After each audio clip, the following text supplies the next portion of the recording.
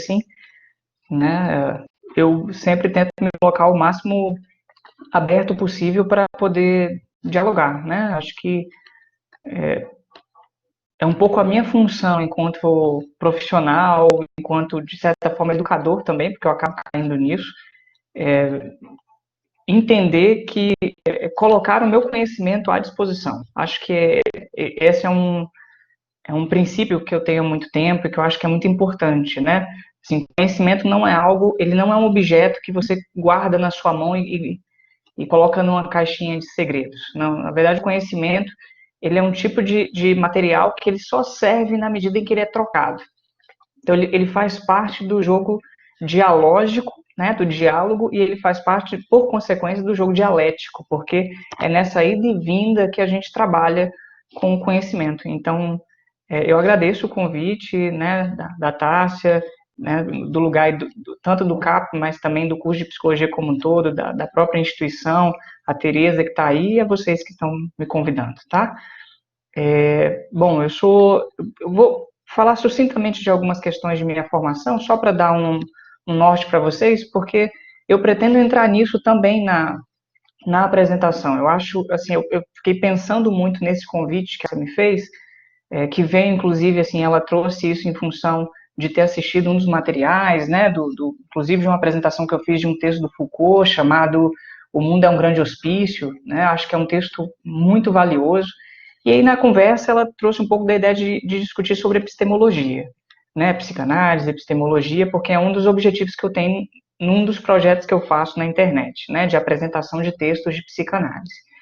E aí, pensando nisso, eu pensei, bom, vamos tentar articular isso melhor com a questão da psicologia e a gente vai caminhando para ver o que eu consigo fazer com isso, tá? Mas assim, antes disso, meu nome é Flávio, né? Flávio Mendes, sou psicólogo, sou psicanalista, é o campo que eu escolhi em termos de reflexão sobre um conjunto de questões, mas também eu tenho um pé muito forte na área da saúde. Eu acho que se eu for falar de área, é a área da saúde, aí pensando um conjunto de serviços, né, unidade de saúde, hospital, consultório, etc. E fiz mestrado na área da psicologia, investiguei inclusive o que os profissionais de psicologia pensavam sobre a prática profissional. Então, o tema da prática sempre foi algo que me incitou bastante em discutir. E ao longo do período, eu me formei em 2009, né? A gente está aí, já tem 11 anos que eu me formei. Eu fiz o mestrado e comecei a trabalhar em diferentes serviços, né? Ao longo desse tempo, fui passando, né? Por vários serviços aí ao longo do tempo, seja ele, inclusive isso que eu falei há pouco, né? Unidade de saúde, hospital, fui para o consultório, trabalhei com docência, trabalhei com atividades que não tinham a ver com psicologia antes de entrar no trabalho como psicólogo. Então, tive alguns caminhos aí até chegar a esse ponto, assim. E num determinado momento eu entendi que o consultório ele estava me dando condição de caminhar, né, sem necessidade de outros empregos. A instituição em que eu estava, eu já vi que já estava modificando um pouco o sistema dela e eu preferi agradecer por estar ali e seguir meu caminho no consultório, né? Embora eu ainda tenha muita saudade no trabalho, em unidade de saúde, em hospital, e quem sabe a gente vai esperar no futuro para ver o que a gente tem, né? E mais recentemente eu comecei a me envolver com o trabalho de apresentação de materiais na internet, né? Exatamente como uma forma de divulgação de conhecimento, de levar para frente algumas coisas aí, encaminhando pela via da psicanálise, que não deixa de ser uma forma de eu trabalhar com a docência, né? Porque eu entendo que a docência ela acaba me servindo muito para que eu próprio possa estudar melhor. Então, ela me dá um rigor de estudo muito grande, tá? Então, esse é um apanhado inicial, só para a gente ter uma ideia. Eu acho que eu vou trazer muito mais informação ao longo da apresentação. No que Tassi e eu fomos discutindo, conversando para pensar um tema, um título, eu propus a gente discutir psicologia e complexidade, né? E aí eu dei um subtítulo a isso, que é Entre Teorias e Cotidianos, para pensar exatamente esse movimento das teorias que a gente estuda e dos cotidianos que a gente participa, né? E aí a complexidade me parece que ela pelo menos inicialmente, serve para a gente pensar o tema da epistemologia, que foi a base da conversa que eu tive com a Tássia no primeiro momento, tá? Espero que eu possa contribuir para vocês, o pessoal que está chegando, assim, eu sou muito aberto a essa conversa ao longo da minha fala. Então, se eu estiver falando e você tiver com alguma questão, quiser comentar algo, fica à vontade para colocar no bate-papo, isso não me atrapalha de modo algum. Pode ser que eu não responda imediatamente, mas aí eu vou começar a organizar minha fala para tentar abarcar isso também. Então, eu vou fazendo esse movimento de diálogo com o bate-papo, tá? Eu, inclusive, gosto muito de fazer isso, eu tento fazer o máximo possível. O que eu pensei, né, para trazer para vocês, para a gente poder conversar? Como o curso tem pessoas de diferentes turmas, por isso que eu estou perguntando quem vai entrando para falar, de qual período que é, isso me interessa muito, porque aí eu tento organizar minha fala para abarcar um pouco desse movimento, né? Eu comecei pensando o que é a psicologia.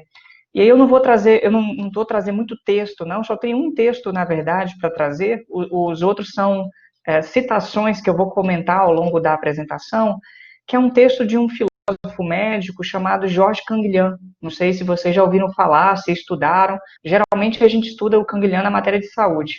E Roberta, nono período, legal. Se puderem falar, podem ir falando que eu vou tendo essa noção, tá? E o Canguilhem, ele fez uma apresentação em 1956, aí já tem mais de 50 anos, né, que ele fez essa apresentação e que virou um texto que está na internet, que se chama O que é a Psicologia, né?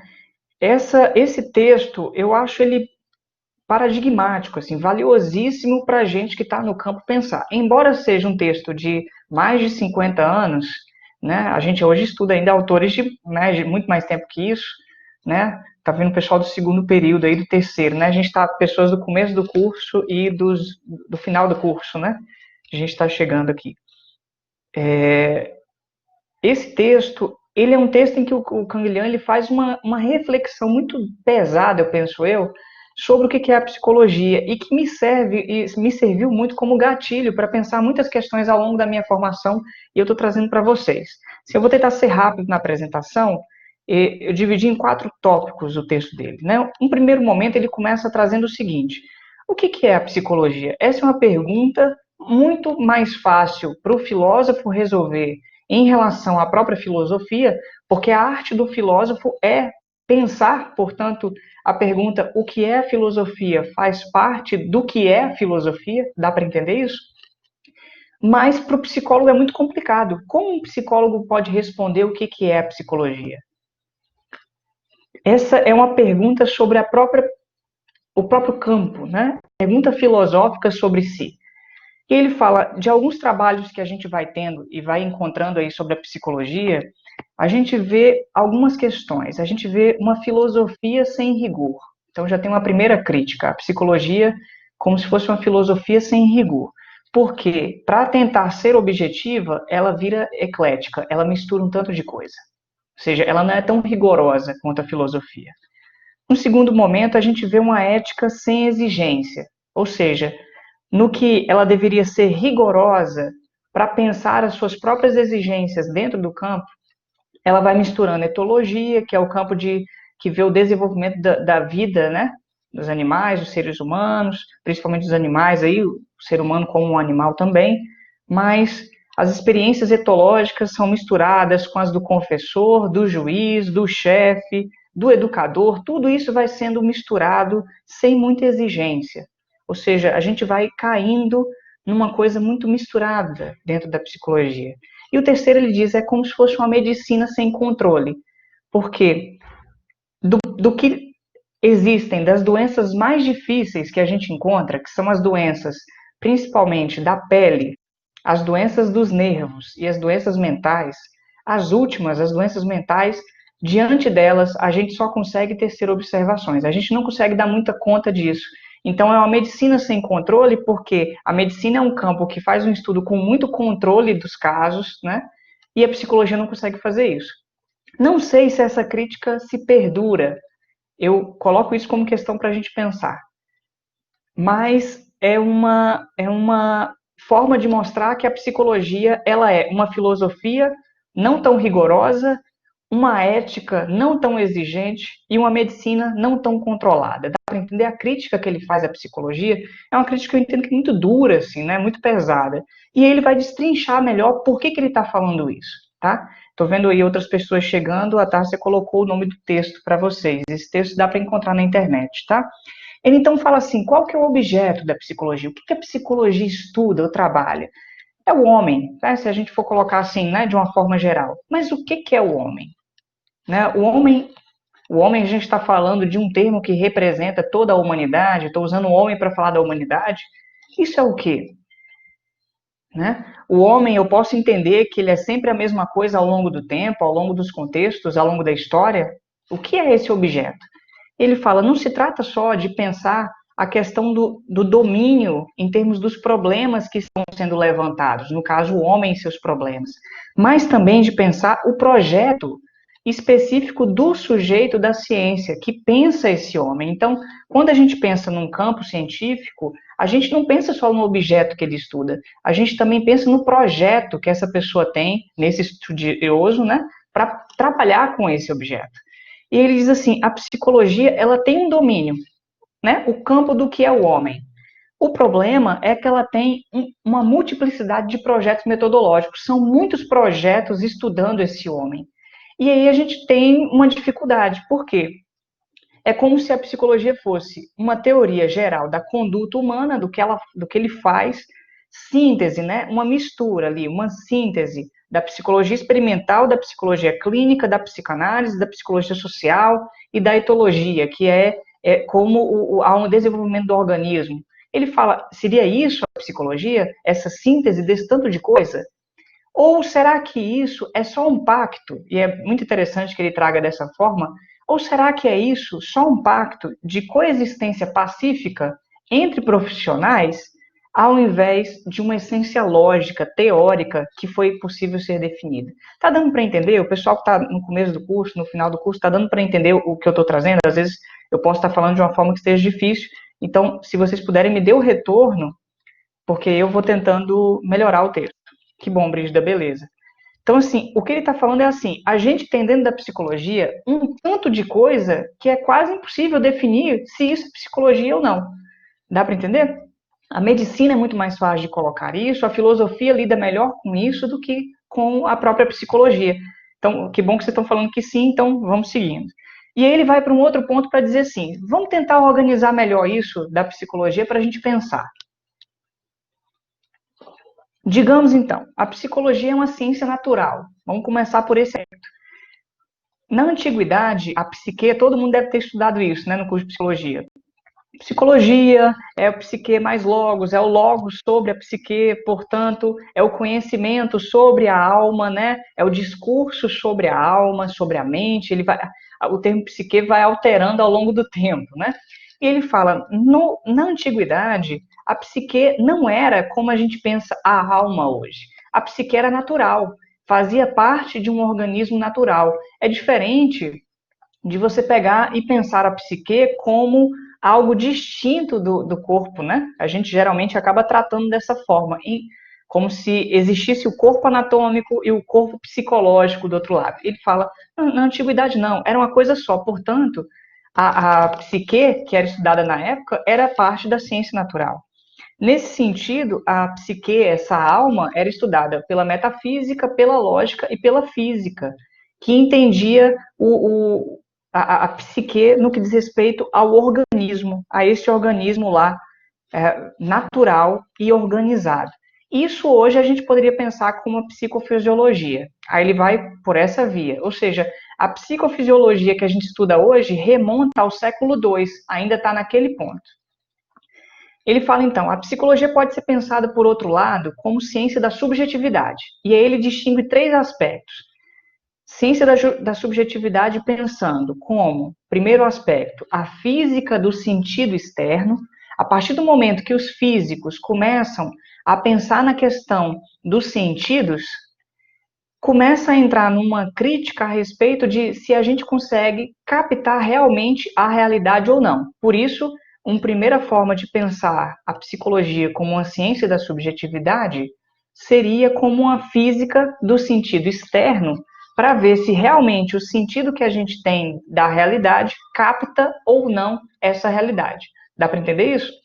Que aqui a gente entraria na distinção de percepção, da confusão dos sentidos, que eu acho que, se você lembrar, você remonta ao começo do curso, né? De pensar lá aquelas técnicas antigas lá do estruturalismo, daquele período que a gente tinha. Não sei se vocês lembram do Wundt, né? Do laboratório experimental que ele construiu, foi aí o primeiro campo que a gente atribui à própria psicologia, né? De pensar os processos psicofisiológicos, a questão dos sentidos, se vocês lembrarem aí dos testes da Gestalt, antes de se tornar uma Gestalt prática, né, uma Gestalt terapia, mas a Gestalt teórica lá do Ebbinghaus, do Thorndike, não sei se vocês lembram isso, se chegaram a estudar isso, mas aí vocês colocam que eu vou, qualquer coisa eu posso explicar um pouco melhor, tá? Qualquer coisa vão colocando aí no bate-papo. Depois ele fala assim, temos aí uma via para pensar a psicologia como ciência da subjetividade. Uma outra via é pensar a psicologia como ciência do sentido interno. Então, não mais do sentido externo, mas do sentido interno. E aí, a ciência da consciência, que pensa os processos da consciência, do cogito cartesiano, né? De poder fazer uma reflexão sobre si. E aí é uma psicologia muito atrelada a uma filosofia, né? Que pensa a consciência. Ou seja, eu preciso fazer uma reflexão para entender o que eu vivo, etc. E aí, uma terceira forma de pensar a psicologia como ciência da subjetividade seria a psicologia como uma ciência do sentido íntimo. E aí já não é mais do sentido interno, mas do sentido íntimo para pensar a intimidade de fato, que aí colocaria não mais a consciência, mas o inconsciente também, as profundezas, para dizer que o psiquismo não diz respeito só à consciência, mas também a outros processos relacionados, por exemplo, ao desejo, ao querer. E aí o Freud teria sido um dos importantes nesse campo. Então, esses três seriam uma forma de pensar a psicologia como uma ciência da subjetividade. Ele coloca um último ponto, então, a psicologia como ciência natural, a psicologia como ciência da subjetividade, um último seria pensar a psicologia como uma ciência das reações e dos comportamentos, que a gente tem aí o campo do comportamental, né? O homem pensado como uma organização viva numa interação com o meio, né? Que aí o campo comportamental vai trazendo como reflexão para pensar, e aí você vai caindo para uma via de pensar a biologia do comportamento, né? Pensar os aspectos biológicos do comportamento humano, portanto, relacionando o homem com os animais, né? Para pensar aí o que é do humano que diz respeito aos outros animais e o que não diz respeito, né? Como se pensa, por exemplo, a noção de comportamento verbal, como é que é a questão da linguagem pensada a partir desse campo nos animais, nos homens, tudo bem? Então, assim, ele vai colocando essas formas para a gente pensar diferentes caminhos que a psicologia foi trilhando. E aí ele vai encerrando o seu texto. Eu pretendo, por isso que eu estou tentando ser, é um texto bem tranquilo para a gente caminhar, na minha apresentação, tá? O texto é mais difícil, eu estou tentando torná-lo mais simplificado. Ele fala assim, pensando então do ponto de vista de uma prática, né? O psicólogo, muitas vezes, ele não quer ser, senão, um instrumento. O que é um instrumento? É algo que produz um efeito. O problema é que, muitas vezes, o psicólogo não quer saber de quem ou de que ele é esse instrumento. Do tipo, ele quer fazer algo, mas ele quer fazer isso para quê? Ele quer fazer isso por quê? Ele quer fazer isso para quem? Quem diz isso para o psicólogo? E muitas vezes vai se colocando a psicologia do lado de uma prática utilitária. Por exemplo, a psicologia é um campo que tem como função ajudar as pessoas a serem mais úteis na sociedade, a terem uma vida melhor, etc. Só que aí isso vai caindo numa questão utilitária. O ser humano vai virando um instrumento, o psicólogo também é um instrumento que encaixa o ser humano nas roldanas, né, no sistema social. E ele vai trazendo problemas de adaptação e aprendizagem, a relação da aprendizagem com as atitudes, a detecção e as medidas das aptidões das pessoas e os testes psicológicos. Aqui tem uma crítica embutida aos testes que eu pretendo comentar ao longo da apresentação, por uma outra via, não necessariamente pela crítica, né? As condições de rendimento e de produtividade. Então, tudo isso vai se tornando parte da psicologia. E ele vai colocando uma questão para encerrando o texto, dizendo assim, Mas quem que designa os psicólogos como instrumentos do instrumentalismo? Quem define que o psicólogo tem que fazer isso? Como é que se reconhece aqueles que são dignos de designar ao homem, instrumento, seu papel e sua função? Quem orienta os orientadores? Onde querem chegar os psicólogos fazendo o que fazem? E aí ele vai encerrando seu texto. Então, não sei se está dando para acompanhar, mas o que ele vai trazendo é uma crítica à psicologia, tanto no sentido de que ela desconhece, né, o que ela é de fato, o que é a psicologia, por conta de uma multiplicidade de projetos, e isso vai se transformando, muitas vezes, a gente está nos anos 50, tá, gente? Isso vai se transformando, muitas vezes, numa prática utilitarista que encaixa os seres humanos em determinados lugares. Isso é um problema. Então, quem é que define que o psicólogo tem que fazer isso? Se vocês pegarem esse texto que eu estava citando inicialmente, do Mundo é um Grande Hospício, do Foucault, ele traz essa crítica, né? Chega um determinado momento em que o Estado-nação, deixa de ter somente como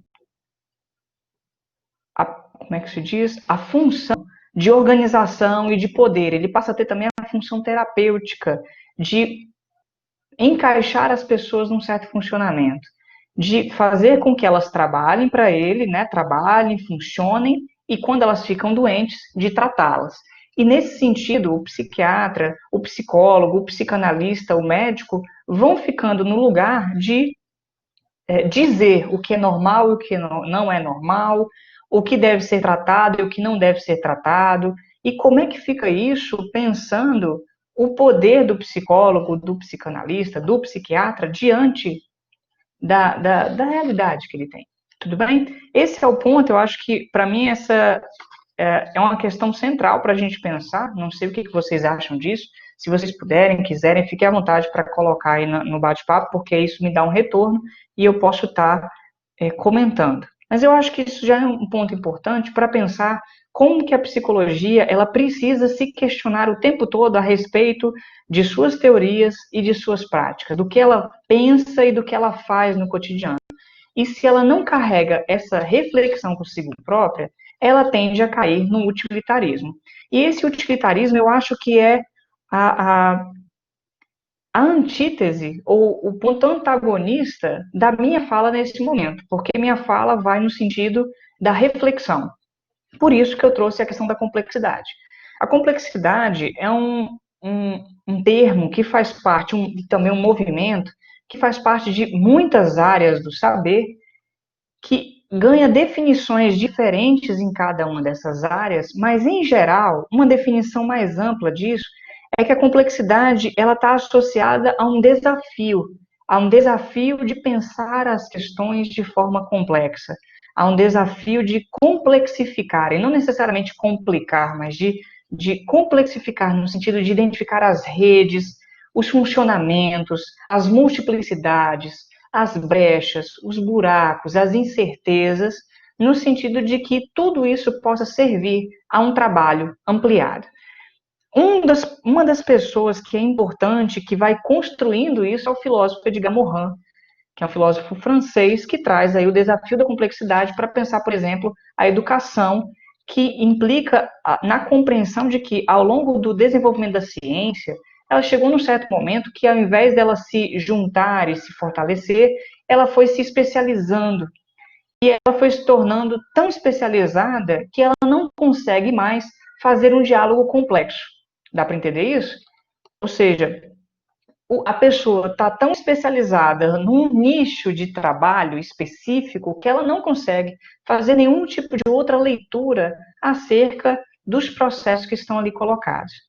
E a questão do pensamento complexo é que ele coloca uma necessidade de que a gente aceite as incertezas, os buracos do saber como algo fundamental no nosso processo. Portanto, o nosso intuito não é encontrar a teoria verdadeira, mas é dialogar teorias, colocá-las em questão em relação às realidades, aos contextos, de uma forma tal que a gente possa expandir a forma de compreensão desses processos. Dá para entender isso? Acho que de uma forma mais sucinta, seria isso, sim. E ele coloca não somente o diálogo entre várias disciplinas, mas também um diálogo com outras instâncias, como o Estado, o mercado, a sociedade civil, ou seja, uma abertura para esse processo dialógico e dialético entre campos e entre pessoas, entre grupos, etc. Tá? Então, quando eu falo de psicologia e complexidade, eu quero tentar trazer esses dois pontos para a gente pensar. Isso aqui já é o título do texto, né? Ou melhor, o título da minha apresentação. Eu vou caminhar, então, para esse outro ponto que eu coloquei, né? Entre teorias e cotidianos, acho que isso pode ajudar a gente a pensar um pouco melhor. E aí, o que eu fiz, eu montei um mapa aqui de um pouco do meu próprio percurso na faculdade, já que eu estou falando com estudantes de psicologia, eu resgatei um pouco do meu percurso no curso para tentar trazer algumas questões que eu fui passando e vivendo ao longo da minha formação e que eu suponho que podem contribuir para vocês pensarem de vocês, né? Acho que tanto quem está no começo do curso, eu vejo pessoal no segundo, terceiro, quarto período, e o pessoal que está no nono, tem condições de, mesmo iniciando ou já finalizando o curso, entrar num conjunto de reflexões e de considerações que podem, penso, essa é a minha aposta, né, contribuir para vocês caminharem a partir do ponto que vocês estão. Né? Acho que é nesse sentido que eu quero pensar essa relação entre teorias e cotidianos. Tudo bem? Eu acho que, não sei, dá para eu fazer um ponto aqui, se alguém quiser fazer alguma pergunta, algum comentário, eu posso, ou se alguém quiser colocar alguma ideia para eu continuar articulando, eu fico à disposição. Acho que posso fazer essa abertura, sabe, da minha fala, para que antes de eu entrar no próximo ponto, eu falar. Então, o que vocês acham? Se alguém quiser dar um retorno a respeito disso. Eu acho que pode seguir, tá tudo muito claro, tá ficando muito enriquecedor, pode seguir. Ah, então tá. Tô vendo que ninguém tá falando nada, então vamos ver. Quando eu comecei o curso, eu comecei em 2005, acho que a primeira pergunta que a gente começa fazendo no curso é por que você escolheu psicologia? E, bom, eu acho que a resposta mais comum que a gente escuta é porque eu quero me conhecer melhor e porque eu quero ajudar as pessoas. Né? Existem outras, se você pensou nisso, aí, eu quero escutar isso, né? Eu quero ver se isso é verdade ou não. Tem outras possibilidades, né? Eu quero trabalhar com pessoas, eu quero pensar algumas outras questões, eu já fiz um outro curso, etc. Né? Deixa eu ver aqui. Mariana está perguntando, né? Gostaria de fazer uma pergunta relativa à busca por um episteme versus essa necessidade de entender sobre as lacunas e incertezas. Você pode falar um pouco mais? Eu vou falar disso o tempo todo, Mariana. Você vai perceber na minha fala. Se daqui a um tempo você identificar que eu não estou dando conta de falar disso, você volta nessa pergunta. Mas eu acho que a ideia é exatamente essa, tá? Mostrar como que isso está aí o tempo todo e que a gente precisa considerar algumas questões. A Brígida está falando, né? Como psicólogo em sua praxis poderia trabalhar a complexidade e os construtos dos fenômenos humanos? Eu acho que ela vai também no sentido da pergunta da Mariana, você me corrige se não for, Brígida, e de fato eu penso que isso vai aparecer aqui. São perguntas boas, porque eu acho que é essa a questão, né? Primeiro, como entender a complexidade na psicologia? Né? E, por consequência, pensar a relação entre teoria e prática, teorias e práticas, quais são as dificuldades, sem necessariamente cair naquilo que o Canguilhem está falando, né? De falar assim, de fazer uma filosofia sem rigor, de fazer uma ética sem exigência, de fazer uma medicina sem controle. De fato, a gente precisa ser rigoroso, exigente e, de alguma forma, ter algum tipo de controle, que eu acho que a gente precisa pensar o que é isso. Então, eu vou ver se eu consigo articular e vamos ver se a gente pensa nisso. Mas, assim, quando eu comecei o curso e junta a turma e a pergunta, né, por que você está fazendo psicologia? A minha resposta era essa, né? Conhecer melhor as pessoas, ou melhor, conhecer melhor a mim mesmo, porque quem faz psicologia, muitas vezes, alguma pergunta sobre o mundo, sobre o humano, sobre si, às vezes não, mas, pelo menos na minha época, a gente tinha muitas perguntas sobre quem eu sou, né? Então, vamos levar isso para o curso. Inclusive, volta e meia, eu vejo um paciente falando assim, eu acho que eu vou fazer psicologia para eu me entender melhor. E aí a gente pensa, essa é uma resposta muito comum, né? Supor que ao fazer psicologia a gente vai se entender melhor, quando na verdade a gente entende as teorias. Se entender em termos da sua própria intimidade é uma outra questão, né?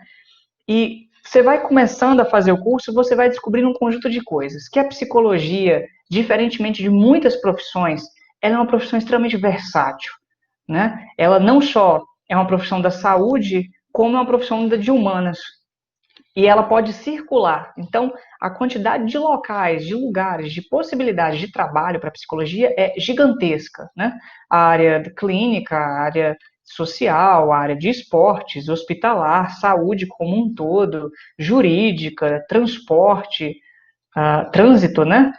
Desenvolvimento e educação, emergências e desastres, e sem considerar um conjunto de públicos possíveis de trabalho, diferentemente, por exemplo, da medicina ou do direito, né, que embora tenha um conjunto de, claro, muitas possibilidades, essas possibilidades se restringem a diferentes ramos ali, né? A psicologia, ela se dissemina. E eu acho que o serviço social é a nossa parceria, né, fundamental, porque, de fato, é uma outra profissão que também se dissemina bastante.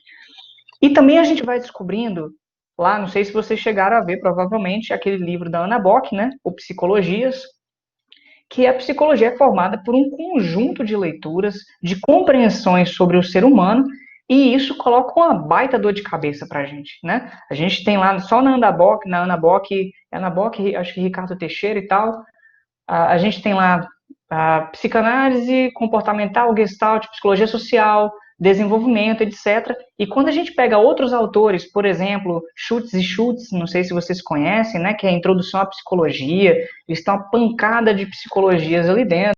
Se a gente pega matrizes psicológicas do pensamento, né, do Luiz Cláudio Figueiredo, ele está lá destrinchando, né, teoricamente, epistemologicamente, esses diferentes campos, e aí já dá para entender que quando eu entro no campo da teoria, né, eu estou no campo de pensar as epistemes e as epistemologias, né, de entender que uma teoria, ela faz parte de um campo de saber, esse campo de saber, ele está articulado a um conjunto de compreensões que implicam em práticas relacionadas a questões políticas, a questões ideológicas, sociais, etc., científicas, né, e tudo isso tem influências na nossa prática. Então, é aí que a gente já vai caminhando para pensar a questão das teorias. Mas, quando a gente se vê diante dessas teorias, a pergunta que se coloca é: o que é o homem? A gente volta para essa pergunta. O que é o homem? Estamos trabalhando com o mesmo homem? Quando eu falo que gosto de uma abordagem ou de outra, de uma proposta ou de outra, estamos sempre pensando o mesmo homem? Aquele homem que o Canguilhão falou lá, o domínio da psicologia é o homem, tá? Mas o que é isso? Como pensar se a gente tem um campo que diz que o homem é marcado pelas contingências, né, na relação com o meio, e que isso produz seu comportamento, enquanto de outro lado, o homem é marcado por um conjunto de processos psicodinâmicos que produzem conflitos e que interferem na sua ação, na sua vivência. Como lidar com essa distinção? Como pensar o homem a partir de um campo que ele é considerado segundo as interferências do social sobre ele, né? Então, como dizer que tudo isso é psicologia? Tá? Acho que aí que está o ponto. Eu lembro, resgatando uma lembrança, né? No começo do curso, a gente foi estudar psicanálise, e aí o professor indicou um livro para a gente, que era a Introdução à Metapsicologia Freudiana, do Garcia Rosa, Luiz Alfredo Garcia Rosa. E era impossível, não dava para entender Garcia Rosa, não entendia nada de Garcia Rosa. Eu tinha que ler Freud para entender Garcia Rosa explicando Freud. Então, era uma dificuldade imensa. E ali já estava marcado como que uma teoria pode se tornar ainda mais difícil a leitura de outra pessoa sobre essa teoria, como que as teorias são diferentes e elas impactam na nossa prática, só que naquele momento ninguém sabe muito bem o que fazer com isso, né? Aí a gente caminha um pouco mais, a gente vai pensar por que são tantas as teorias, né? Por que isso? Tem a teoria, vamos lá. Vamos pensar só em termos de desenvolvimento, né? Desenvolvimento humano. A gente tem Jean Piaget, pensando a partir da questão dos esquemas, né? Se você lembra da teoria de Piaget, se chegar a estudar, suponho que sim, mas o Piaget lá no campo do desenvolvimento, educação, ele pensa que, ele entende que o ser humano, ele que era um biólogo, né, e foi para o campo da psicologia, no começo do seu desenvolvimento, ele já vem com alguns esquemas mentais que na interação com o ambiente vão se adaptando e criando novas estruturas. Por isso, o Piaget trabalha com a noção de uma epistemologia genética, a gênese do conhecimento no humano, né? Episteme, a gênese desse conhecimento. E ao longo dessa interação da criança com o ambiente, ela vai por um processo de adaptação dos seus construtos, né, de equilibração, que a gente vê no Piaget, construindo novos esquemas. Aí ela vai passando por um conjunto de fases, né, do sensório motor, pré-operatório, operatório concreto, até chegar lá, se tudo der certo, no operatório formal. E isso é uma leitura que a gente chama de construtivista, né, por conta dos construtos mentais que são colocados. Mas, de um outro lado, a gente tem Vygotsky, né? O Lev Vygotsky ali pensando a partir de um ponto de vista marxista, articulado com o Luria, que era um neurologista, né? Se você puder ter acesso ao Oliver Sacks, que é um neurologista, o Oliver Sacks tinha um diálogo muito profícuo com o Luria. Oliver Sacks é o que escreveu um livro chamado O Homem que Confundiu a Mulher com um Chapéu, né? Mostrando vários casos de neurologia. E o Vygotsky estava ali pensando como forma-se o símbolo no pensamento, não pela via do esquema mental, como Piaget, mas pela via da interação social, materialista, portanto, a partir dos processos sociais. Ou seja, dois autores mais ou menos contemporâneos. O Vygotsky, inclusive, leu Piaget, o Piaget não leu Vygotsky, pelo que eu tenho de ideia, né? Tem um dos livros do Vygotsky chamado O Pensamento e a Linguagem, em que ele cita o Piaget ali, e ele produz uma teoria de um outro ponto de vista, não necessariamente avesso ou contrário ao do Piaget, mas de um outro ponto de vista, ou seja, o homem está lá, beleza? Mas de um lado Piaget faz uma leitura, de outro lado Vygotsky faz outra leitura. Qual dos dois está certo? Aí a gente tem um ponto, né? Qual dos dois está certo? E aí a gente pega Freud. Freud é desenvolvimentista? Sim, Freud tem uma teoria do desenvolvimento. Se a gente pegar lá o texto Os Três Ensaios sobre a Teoria da Sexualidade, o Freud vai distinguir que ao longo do desenvolvimento da criança ela passa por um conjunto de fases psicossexuais, ou seja, já não é mais os esquemas mentais, já não são mais os processos sociais, são processos inconscientes e sexuais, infantis, que vão se produzindo ao longo da vivência dessa criança, né? Ele vai falar, a criança passa por um conjunto de fases ali do seu desenvolvimento, né? Um primeiro momento ali de um autoerotismo, né? Em que ela entra em contato com o próprio corpo e obtém satisfação, passando nesse autoerotismo por uma fase que é a fase oral, tudo pela boca, uma fase anal, do controle, ela começa a aprender a controlar os esfíncteres do corpo, ali uma fase fálica da descoberta da genitália, né, em termos de entender as diferenças anatômicas entre o sexo, o menino olha para a menina olha para o menino, olha para o pai, olha para a mãe, etc. E um período de latência, que é um período de recalque, né, até chegar depois à fase genital. Bom, a teoria desenvolvimentista. 3 teorias atravessando esse homem de lugares diferentes. Como que a gente trabalha com isso? E como que a gente vai pensar, por exemplo, o Skinner, que não tem uma teoria desenvolvimentista, como esses outros 3, de falar de fases de desenvolvimento, mas que também estava preocupado com o desenvolvimento, né? Na medida das interações comportamentais, da construção de comportamentos e de habilidades comportamentais. Se a gente pensar que a caixa de Skinner, antes de ter sido utilizada com ratos, que foi o que se possibilitou pensar os comportamentos operantes, né, etc. Não sei se vocês chegaram a trabalhar, né? Na minha época, a gente ainda usava a caixa de Skinner com ratos. Posteriormente, começou a utilizar com ratos eletrônicos, né? Até por conta isso. O Jean está falando, não temos mais. Até por conta de uma questão de ética, né? Isso foi se modificando ao longo do tempo. Ah, isso aí, Letícia, aplicativos. Então tá bem diferente já, né? E o Skinner, antes de usar a caixa de Skinner com ratos, a caixa de Skinner foi uma proposta para cuidar das suas crianças, né? De ter um ambiente interativo para as crianças. E depois ele foi transformando isso ao longo do tempo, né? Então, esses autores todos estavam pensando o desenvolvimento. de pontos de vista distintos. Agora, dá para juntar essa galera toda numa sopa? Dá para a gente fazer um estudo em que todos eles estão sendo considerados simultaneamente? Eu acho que é aí que a gente vai entrando nas nossas dificuldades. Como lidar com isso?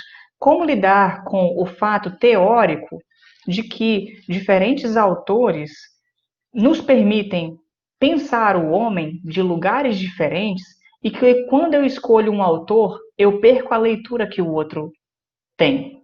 E por consequência, eu ganho outra, né? Eu ganho uma para perder outras, né?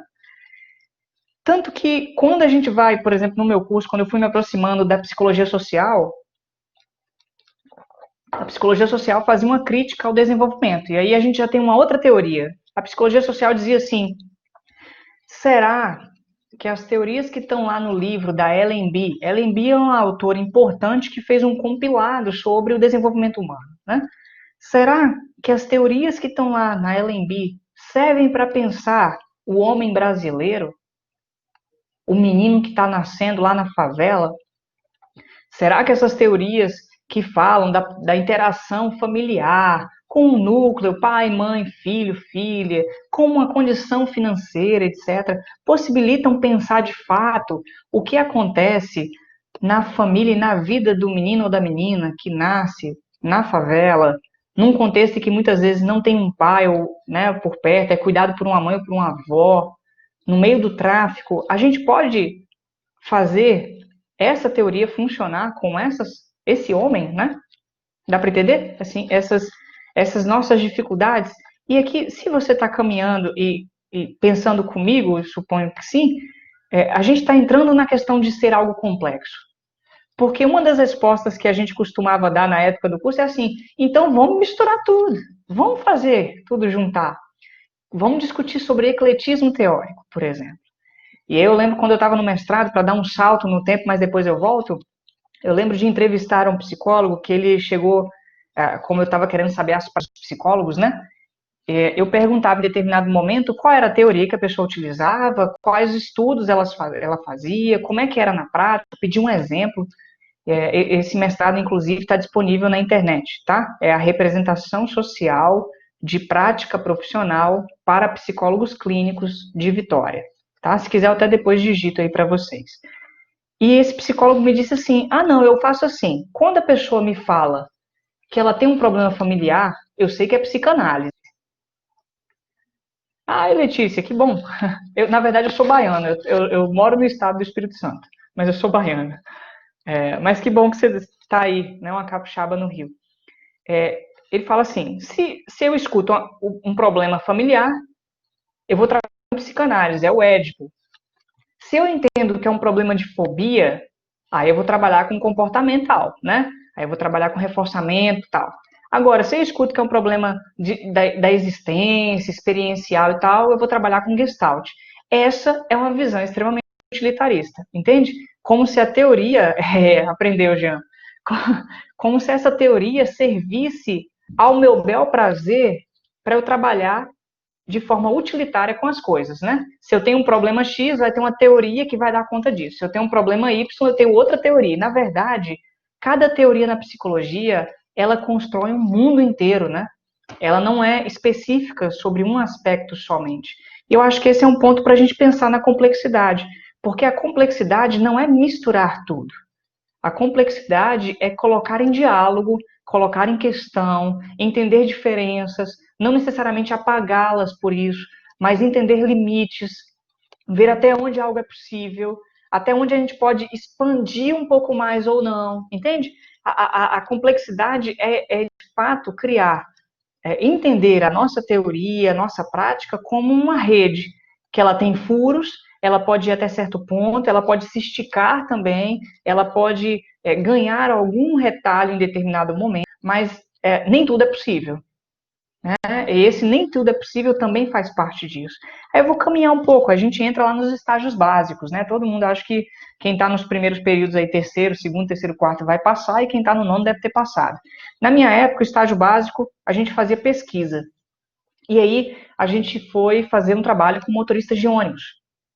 Isso aí, Tássia. O mestrado mesmo, tá? Ele está disponível na internet, caso vocês queiram. Eu vou comentar ele depois. A gente foi pesquisar com motoristas de ônibus. E aí, a gente tinha um professor de psicologia social. Ele trouxe para a gente uma obra da Leni Sato, que deve estar na internet, que se chama Abordagem Psicossocial do Trabalho Penoso. Ela parte de uma reflexão de que o trabalho do motorista de ônibus é um trabalho penoso, porque é um trabalho contínuo e constante, em que ele está ali submetido a uma condição de um conjunto de dificuldades de trabalho, por exemplo, o calor do motor ali perto ou não, o movimento repetitivo, o contato com o passageiro, aquela mesma posição o dia inteiro, etc. E que ela queria pensar a respeito. Essa foi a base para a gente poder pensar o trabalho dos profissionais motoristas de ônibus. Pergunto para vocês, se fosse um gestaltista, um psicanalista, se fosse um comportamental, se fosse alguém da teoria haitiana, humanista, enfim, se fosse alguém da área da saúde, quais seriam as outras leituras que essas pessoas teriam? E aí eu acho que é nesse ponto que a gente vai pensando, não no sentido de adaptar a teoria à realidade, nem de adaptar a realidade à teoria, né? No sentido de que uma vira a outra, mas de tentar ver o processo de choque entre uma e outra, no sentido de que o que uma teoria me permite trabalhar na prática e o que a prática me permite rever essa teoria, repensá-la, né? E aí fazer, pensando dialeticamente, entende? Quando eu falo de dialética, eu estou fazendo esse confronto entre um elemento e outro. É desse confronto que a gente pode dar saltos, dar passos, ao invés de adaptar a realidade à teoria, no sentido de dizer assim, tudo que a teoria diz, a realidade vai ser encaixada nessa teoria. Então, o paciente está falando algo, eu só vou escutar o que a teoria me diz. Por outro lado, encaixar a teoria à realidade, no sentido de que a teoria ela deve ser exatamente o que a realidade está trazendo e não traz nenhuma novidade para ler essa realidade. Então, essas duas posturas são muito ruins. O utilitarismo é cair em qualquer uma dessas duas posturas, né? E aí, a gente vai caminhando um pouco mais no curso, a gente vai pensando, por exemplo, os autores que pensam os grupos, né? Quando a gente vai pensar as técnicas de grupo, dinâmica de grupo, etc. E aí você vai lá pensar, existe Kurt Lewin, né? Teoria de campo sobre os grupos, Pichon Rivière, falando sobre, como é que é o nome? Grupo operativo. Você tem Jacob Moreno falando do psicodrama. Você tem um conjunto de leituras que pensa, tem o Tajfel na teoria social falando de identidade social e de grupos. Ou seja, são diferentes teorias pensando processos grupais e dando abertura para pensar questões distintas. Sim, está dando para ver como que a psicologia é formada por tantas teorias distintas umas das outras. E a gente, ao longo de 5 anos de curso, invadido, vou dizer assim, por esse tanto de teoria e a gente não tem tempo suficiente para dar conta delas, ao ponto de, por exemplo, quando chegou num determinado momento, por mais que a gente no curso pensasse que existem várias teorias, todas as práticas ficavam iguais, porque a gente não conseguia ainda pensar a teoria influenciando a prática. A gente pensava uma prática do senso comum ainda, né?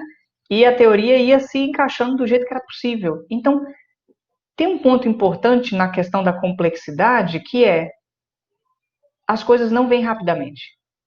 As coisas precisam de tempo. E aí, você vai caminhando, eu fui caminhando, por exemplo, a gente começou a ter acesso a Foucault. Foucault é aquele cara que quebra você, né? Porque o Foucault ele faz um conjunto de questionamentos sobre psicologia, direito, medicina, sexualidade, loucura, poder, vigilância, educação, etc. E o Foucault, eu lembro quando eu estava lendo participando de um grupo de estudo para discutir microfísica do poder, que é um dos livros dele da área da saúde. Lá ele fala sobre o nascimento da medicina social, a política de saúde no século XVIII. Então, é um material bom para pensar a questão do poder e da saúde, né, das políticas de saúde. Eu lembro de ter falado assim para uma professora que estava junto. A impressão que eu tenho é que quando leio Foucault, eu fico triste. Porque ele vai mostrando como que tem uma parte muito triste na história humana. Ou seja, quanto mais você vai tendo acesso a determinadas leituras, mais você vai abrindo seus olhos, mais você vai vendo que as coisas não são tão simples quanto parecem e nesse sentido, uma leve tristeza vai se produzindo. A questão nossa, óbvio, é trabalhar para que essa tristeza vire vontade de potência, né? Vire vontade de trabalho, vire movimento, mas inevitavelmente a gente acaba passando por um mal-estar, né? Eu acho que esse é um ponto para a gente poder pensar um pouco. A partir disso, né? Porque como eu fui caminhando na minha formação para pensar a questão da saúde, a gente vai entrando nas diferentes concepções de saúde. Concepção de saúde da OMS, né? A saúde é um estado de completo bem-estar físico, mental e social.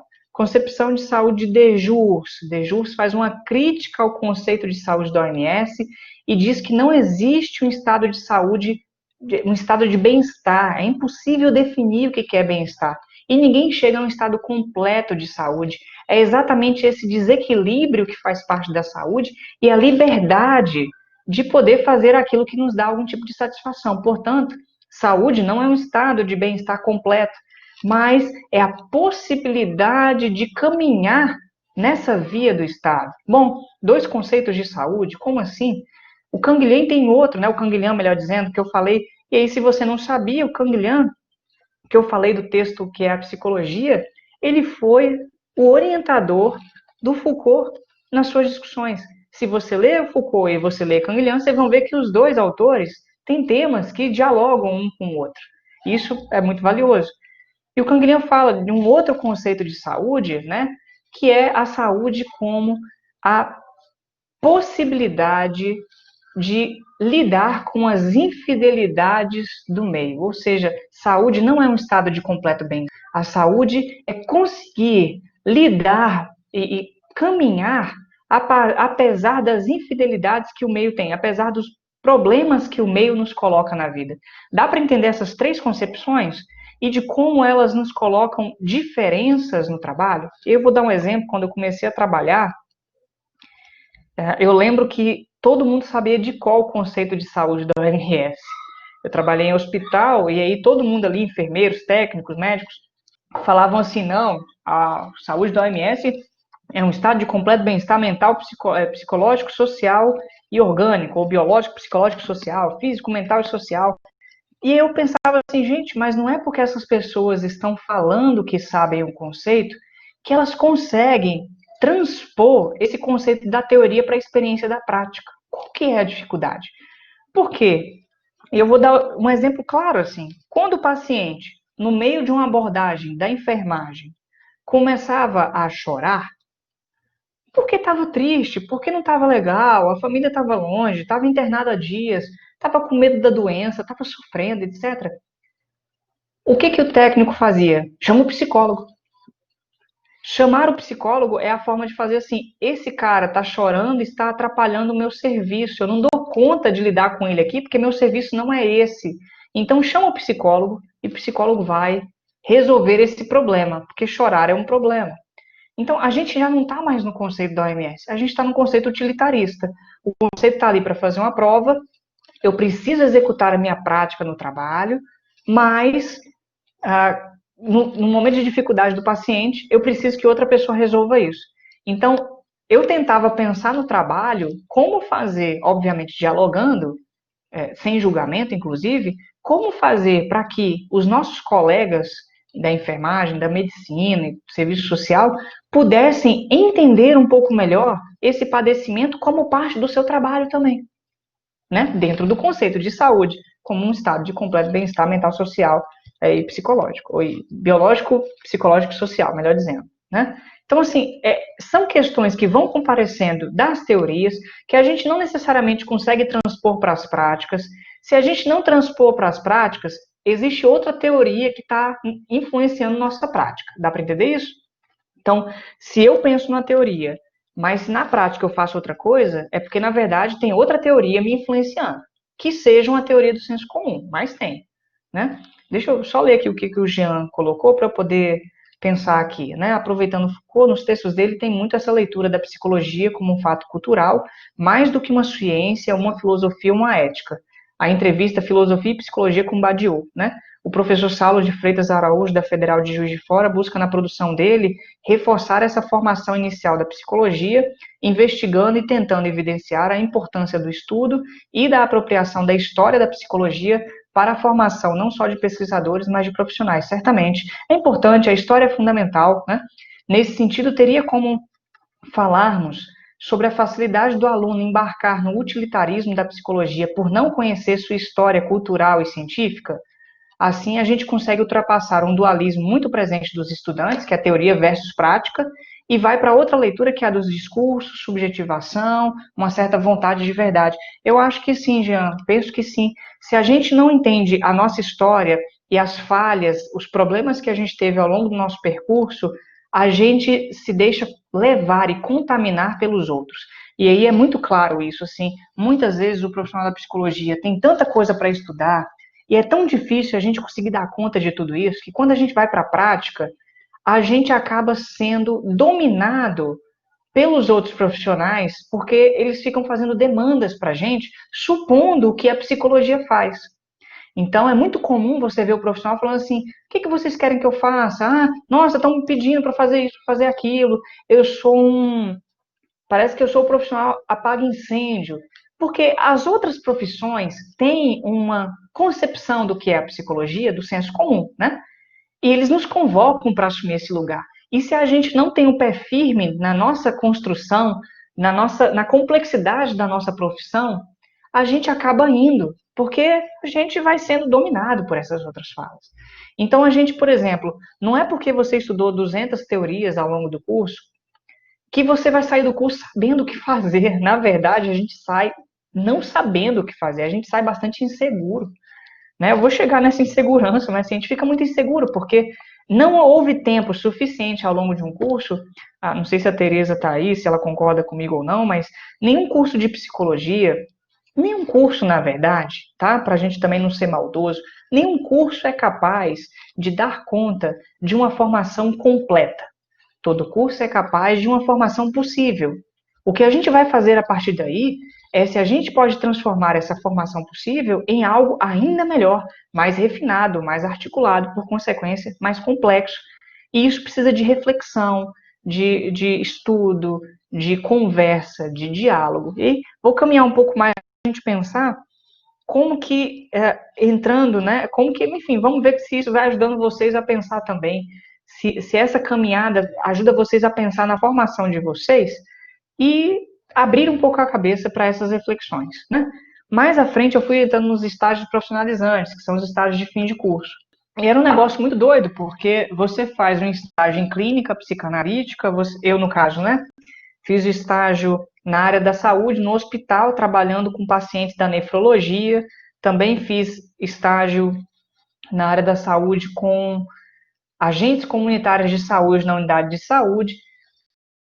Aí, esses são os estágios curriculares, né? Fiz estágio extracurricular, um estágio interdisciplinar com alunos de medicina, enfermagem, farmácia, etc., num hospital colônia de pessoas que tiveram hanseníase, né? E fiz um estágio com trabalho em psicanálise, pensando a paternidade, né?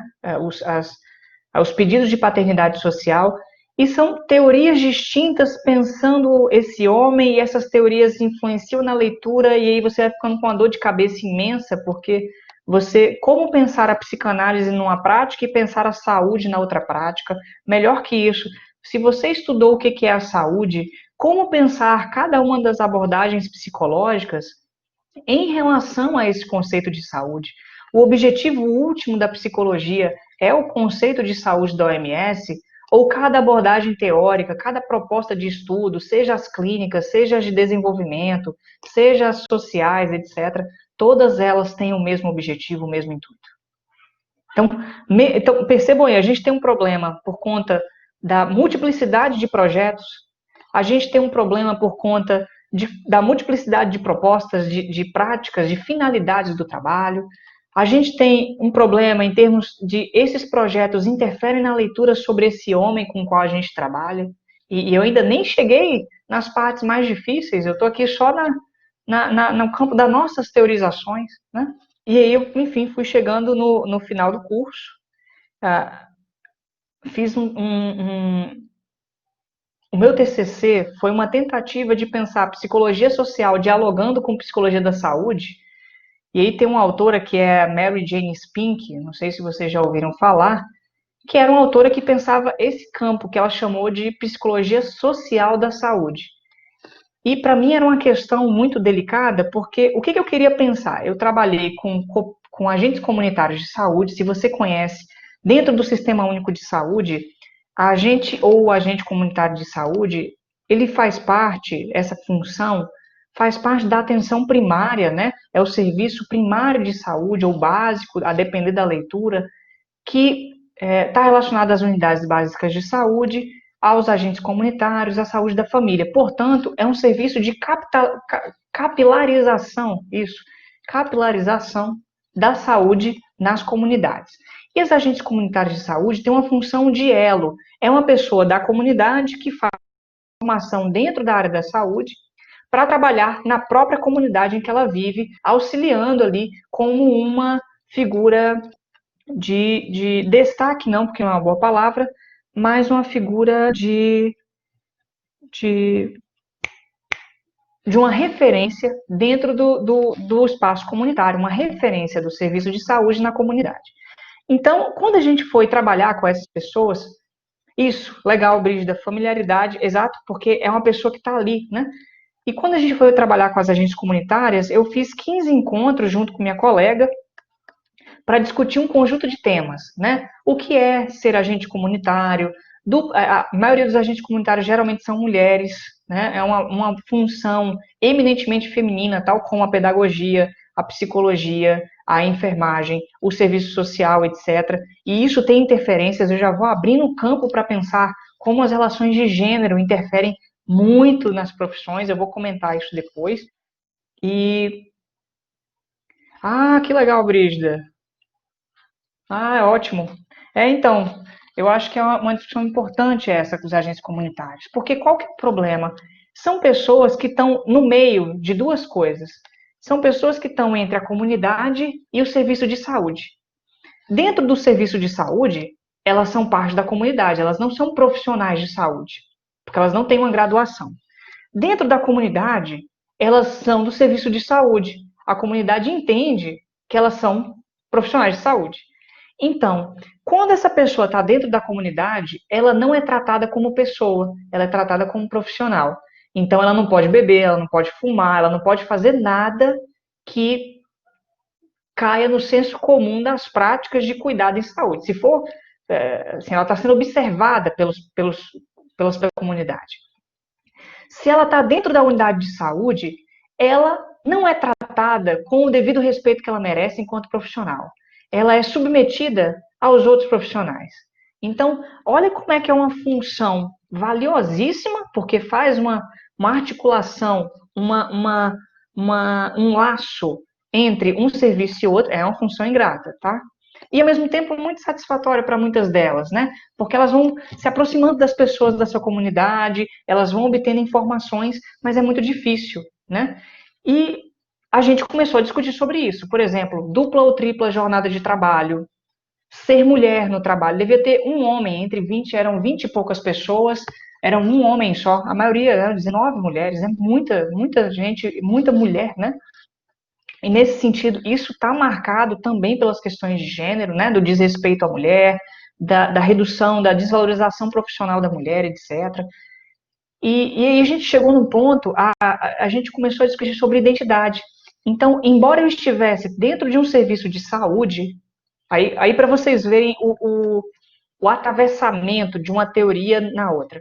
Embora eu estivesse dentro de um serviço de saúde, discutindo saúde, eu estava pensando a saúde articulada com a identidade social. Tanto que foi isso que eu discuti no meu TCC, né? É a identidade social do agente comunitário de saúde. E nesse TCC eu apresentei o trabalho que eu fiz, isso está inclusive na internet, virou um artigo, tá? Então, se você procurar a identidade social do agente comunitário de saúde, Flávio Mendes, deve encontrar. E ali, embora eu apresentei, né, os trabalhos que nós fizemos na área da saúde, mas a discussão que eu levei foi psicologia social. E eu estava colocando essa discussão: será que existe uma psicologia social da saúde? Ou seja, eu tentando articular os dois termos, né? E quando eu fui para a banca, a, a pessoa que estava na banca para discutir isso trouxe uma reflexão assim: será que a gente pode pensar que existe essa separação entre psicologia social e psicologia da saúde ao ponto da gente ter que fundir em uma psicologia social da saúde? Ou será que toda psicologia da saúde é social? Isso para mim é uma pergunta muito valiosa, porque na minha cabeça o que fica? Claro, toda psicologia da saúde necessariamente é social, mas ela não necessariamente trabalha com os conceitos da psicologia social de Silvia Lane, por exemplo. Dá para entender essa diferença? Então, tem uma distinção aí. O Freud dizia que a psicanálise também era uma psicologia social. Porque, embora ele estivesse pensando os processos psicológicos, embora estivesse tratando da pessoa individual, isso dizia respeito às questões sociais. Mas, de fato, não é igual à psicologia social de Silvia Lane, de Anna Bock e de alguns outros autores. Né? Não sei se vocês conhecem essa psicologia social, que é a social brasileira, né? Que aí você vai pensar dentro da psicologia um conjunto de outros conceitos, né? Consciência, identidade, atividade, emoção, afeto, para poder pensar o ser humano. Então, enquanto na psicologia da saúde eu estou pensando nos conceitos de saúde, eu estou pensando na influência dos processos biopsicossociais na vivência desse homem, na psicologia social, social comunitária, inclusive, eu estou pensando a relação desse homem com a questão da consciência e alienação, porque é um conceito marxista que eles se apropriam, da identidade, em termos da construção da identidade enquanto metamorfose, do Antônio Ciampa, ou da atividade para pensar a capacidade do homem de transformar a natureza, e aí o conceito de trabalho colocado aí é um conceito marxista. Então, entende? Cada teoria, ela abre um conjunto de... Ah, é esse mesmo. É isso aí, Tássia, é esse artigo que é o TCC. Cada psicologia, ela vai ter uma forma de ler essa realidade, de intervir sobre ela, e os conceitos, eles são de fato ferramentas de trabalho. Um conceito não é um brinquedo, né? Ele é um martelo. E esse martelo, ele nos permite abrir determinadas coisas ou não, furar determinadas coisas ou não, quebrar determinadas coisas ou não. Então, é esse o ponto da importância da teoria, né?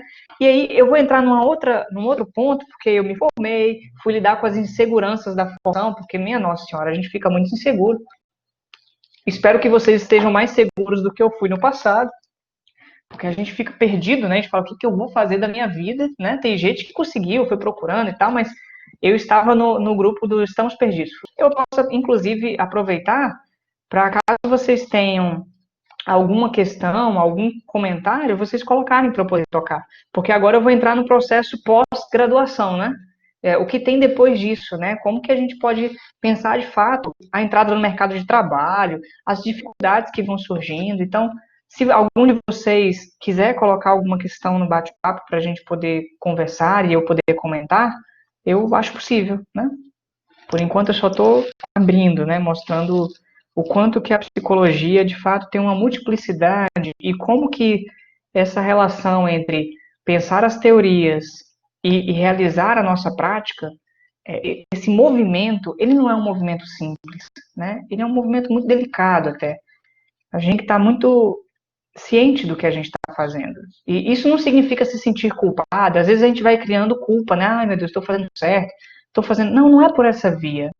É pela via do quais efeitos eu vou colher fazendo isso. Essa é a grande questão. O que eu estou buscando ao fazer isso que eu estou fazendo?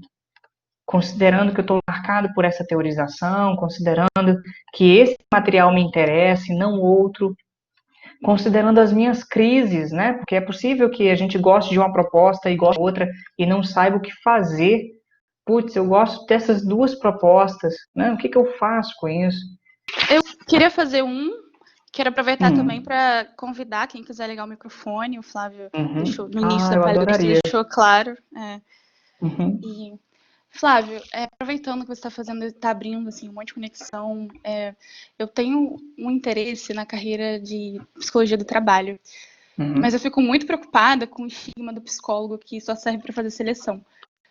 E queria expor essa insegurança e ver se você vai falar disso assim, ao longo da sua palestra.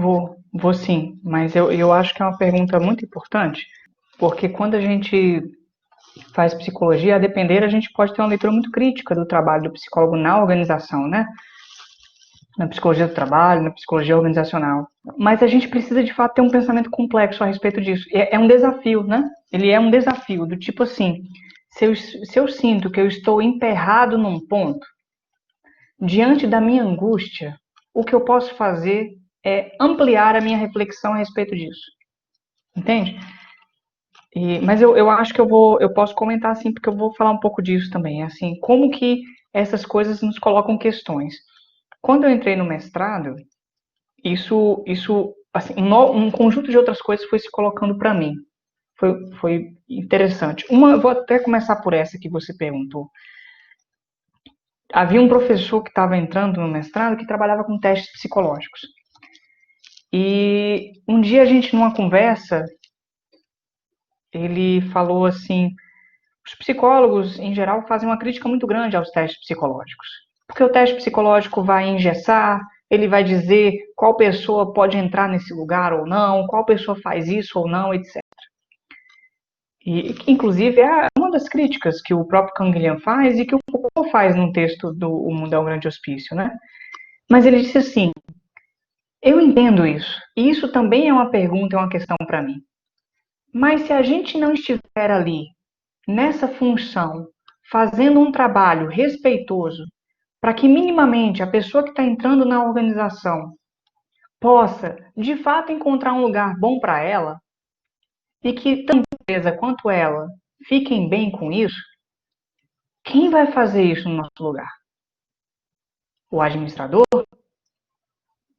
Então, o que eu escutei nesse comentário dele foi assim: se a gente não ocupa esse lugar, por mais que seja um lugar, vou utilizar a fala que a Letícia colocou, uma função grata, né, porque é ingrato, quem vai fazer isso não pode fazer algo pior, mais complicado? E aí isso abre para muitas outras coisas, né? Se a gente não ocupa o lugar, e isso é complicado, tá? Por isso que eu estou falando da complexidade, porque se a gente ocupa esse lugar, a gente pode ser criticado por isso. Se a gente não ocupa, alguém pode fazer algo pior. Então, não tem uma questão política e ética em termos da gente ocupar um determinado lugar e tentar fazer um bom trabalho? Obviamente, não no sentido de trabalhar encaixando pessoas em serviços, mas obviamente, esse é o ponto, né? Colocar em questão por que determinada pessoa está sendo colocada ali, sendo proposta de trabalhar num espaço, e por que o espaço está pedindo esse tipo ou aquele tipo de pessoa. Se você lembra, se você sabe, ou vocês, recentemente saiu uma situação gravíssima, assim, de uma pessoa que fez uma denúncia a um serviço porque o serviço estava exigindo, acho que dos requisitos é que a pessoa não fosse obesa, gorda, algo nesse sentido. Isso passou pela psicologia, foi a psicóloga que compartilhou. E quando foi feita a denúncia, o CFP, né, entrou no meio disso, a psicóloga falou assim: olha, eu não vi isso, eu simplesmente compartilhei e tal. Entende, assim, se não tem a psicologia nesse lugar, com uma posição crítica e complexa a respeito do seu trabalho, quem vai fazer esse lugar vai fazer o quê? Então, é um convite ao mal-estar, mas a sustentar uma posição distinta nesses espaços. Não sei se te ajuda a pensar isso, Tássia, mas eu acho que essa reflexão ela serve para qualquer prática nossa, qualquer inserção nossa, né? Não é algo simples, de fato, principalmente nas organizações, né? Eu vou continuar um pouco mais. Que bom. Vou continuar um pouco mais para a gente pensar. Vou dar um exemplo de uma outra situação, né? Quando eu entrei no mestrado, eu fui trabalhar num mestrado de psicologia social, porque era a minha área, né? Como é que foi minha formação? Eu tinha, do ponto de vista acadêmico, de pesquisa, eu ia pela psicologia social, e na formação de estágio, eu ia para a psicologia da saúde e para a psicanálise. Então, esses três eixos sempre são eixos muito inquietantes na minha experiência e até hoje eu caminho com eles. Um critica o outro, eu não consigo, sabe, eu não consigo ficar exatamente tranquilo com eles três. Mas isso para mim foi muito saudável, porque eu consigo sustentar uma crítica, né? E uma reflexão constante. Mas ali no mestrado eu fui trabalhar com psicologia social e eu fui trabalhar com uma teoria chamada teoria das representações sociais. Vocês conhecem essa teoria? É uma teoria do Sérgio Moscovici. Ô, Thalita, que bom que você gostou dessa reflexão, tá? Espero que possa contribuir. Não sei se vocês conhecem essa teoria. É uma teoria dentro da psicologia social. O Sérgio Moscovici é um psicólogo francês que construiu essa teoria. Ele era um psicanalista antes. E isso me é muito caro, porque ele veio da psicanálise, tanto que o mestrado, não, o doutoramento, né, que a gente fala dele, foi a representação social da psicanálise na França. Ou seja, ele estava propondo uma teoria nova que investigasse a psicanálise enquanto uma prática já estabelecida na sociedade francesa. Esse livro tem em português e tem em francês, embora o material em português seja distinto do francês. É como se fossem duas teses. É uma mesma tese com duas versões. Ah, entendi. Tá bom, Letícia e Jean. Então, a teoria das representações sociais é assim. O Moscovici parte do princípio da compreensão de que a sociedade cria um conjunto de compreensões acerca dos objetos. Isso é o que a gente chama de senso comum. O que ele fez foi dizer que o senso comum, na verdade, é uma teoria. Ou seja, o senso comum é uma teoria sobre os fenômenos sociais. A teoria das representações sociais é a teoria que pensa o senso comum enquanto uma teoria. Essa teoria, primeira do Moscovici, pensa o senso comum como representação social.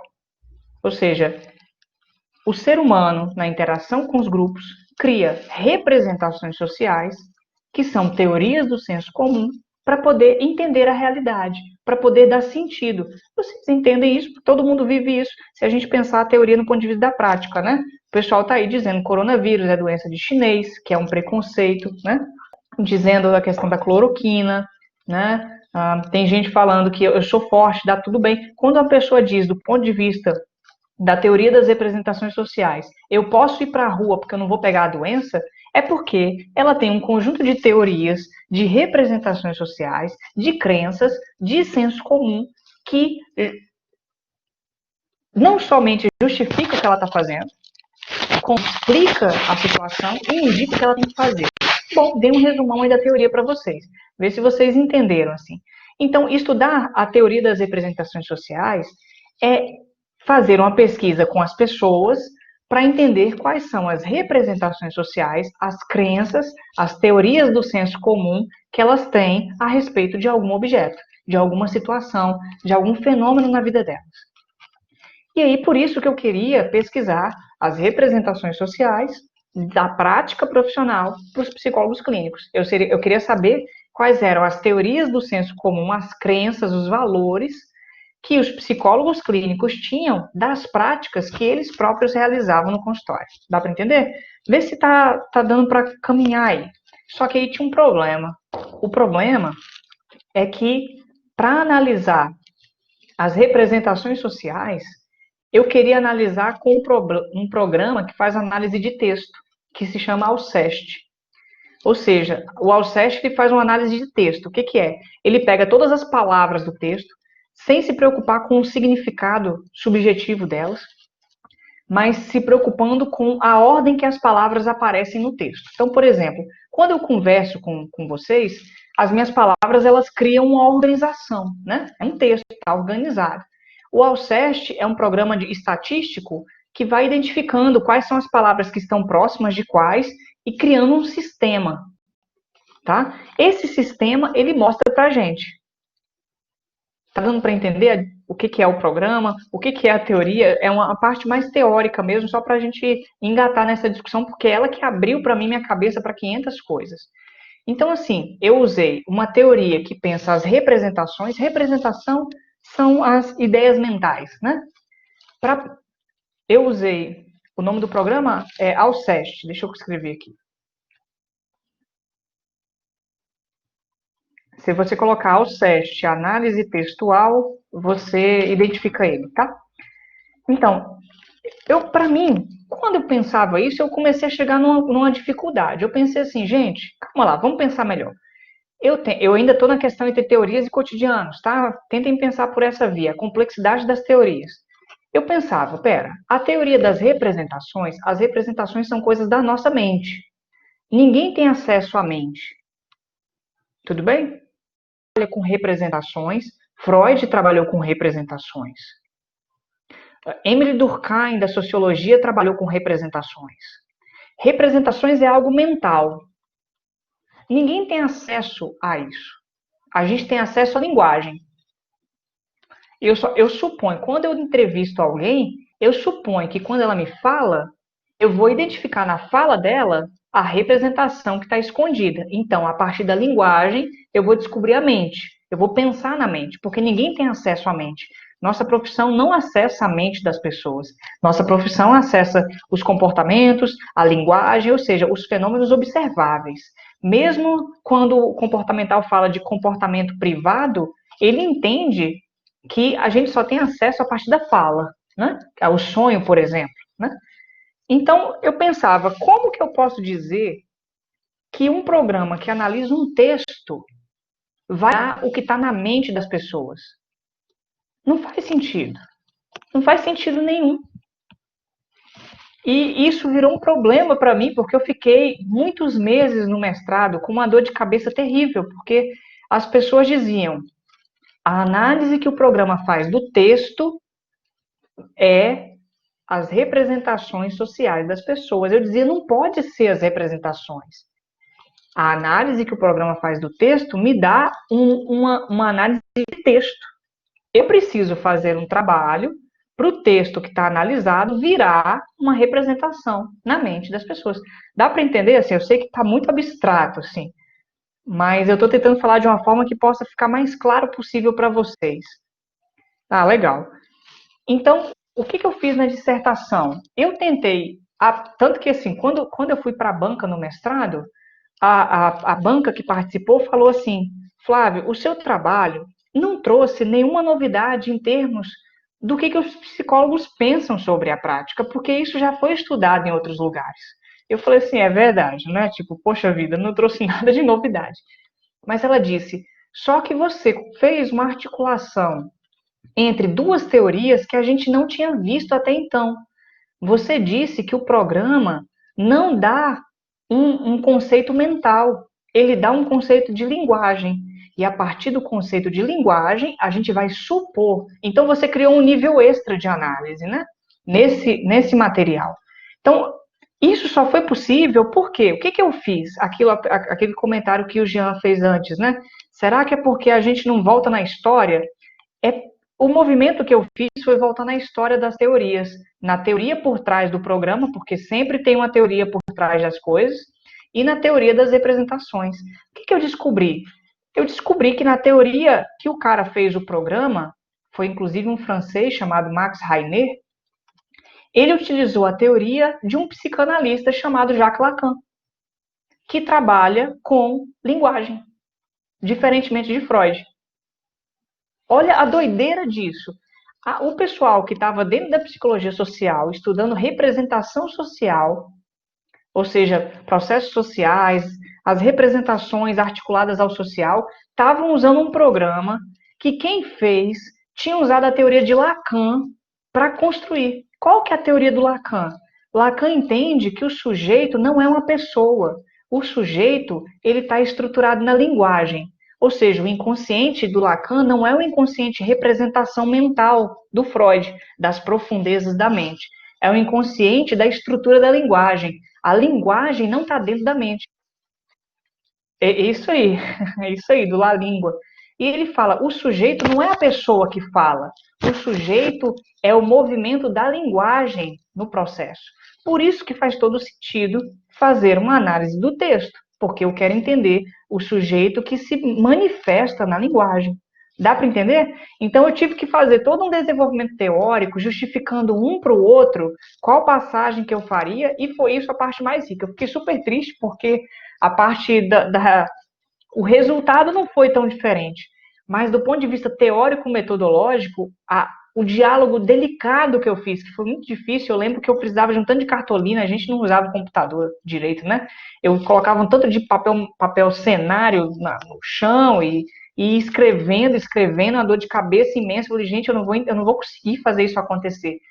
Agora, vamos lá. Esse aqui que é o ponto, né? Eu fiz isso não foi porque minha orientadora pediu. Eu fiz isso porque eu estava angustiado. Aí que está o ponto.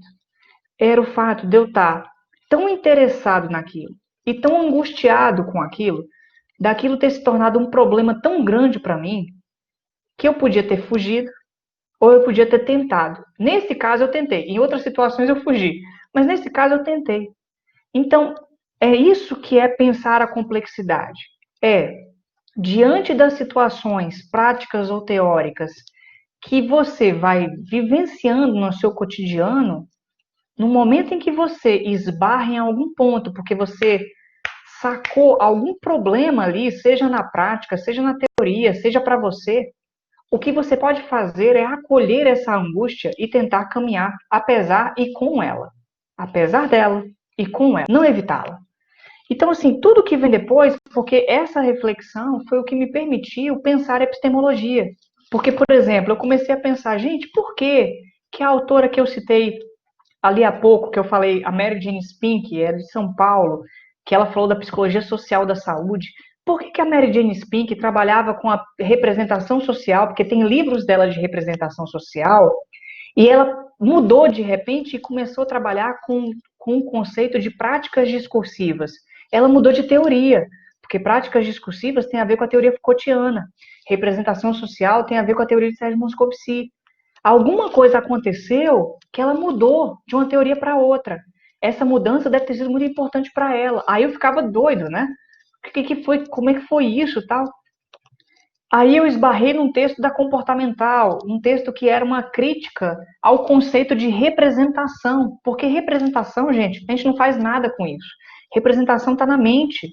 Você não trabalha com representações. E aí eu fiquei me sentindo mal, pensando, nossa, a comportamental então entende do negócio.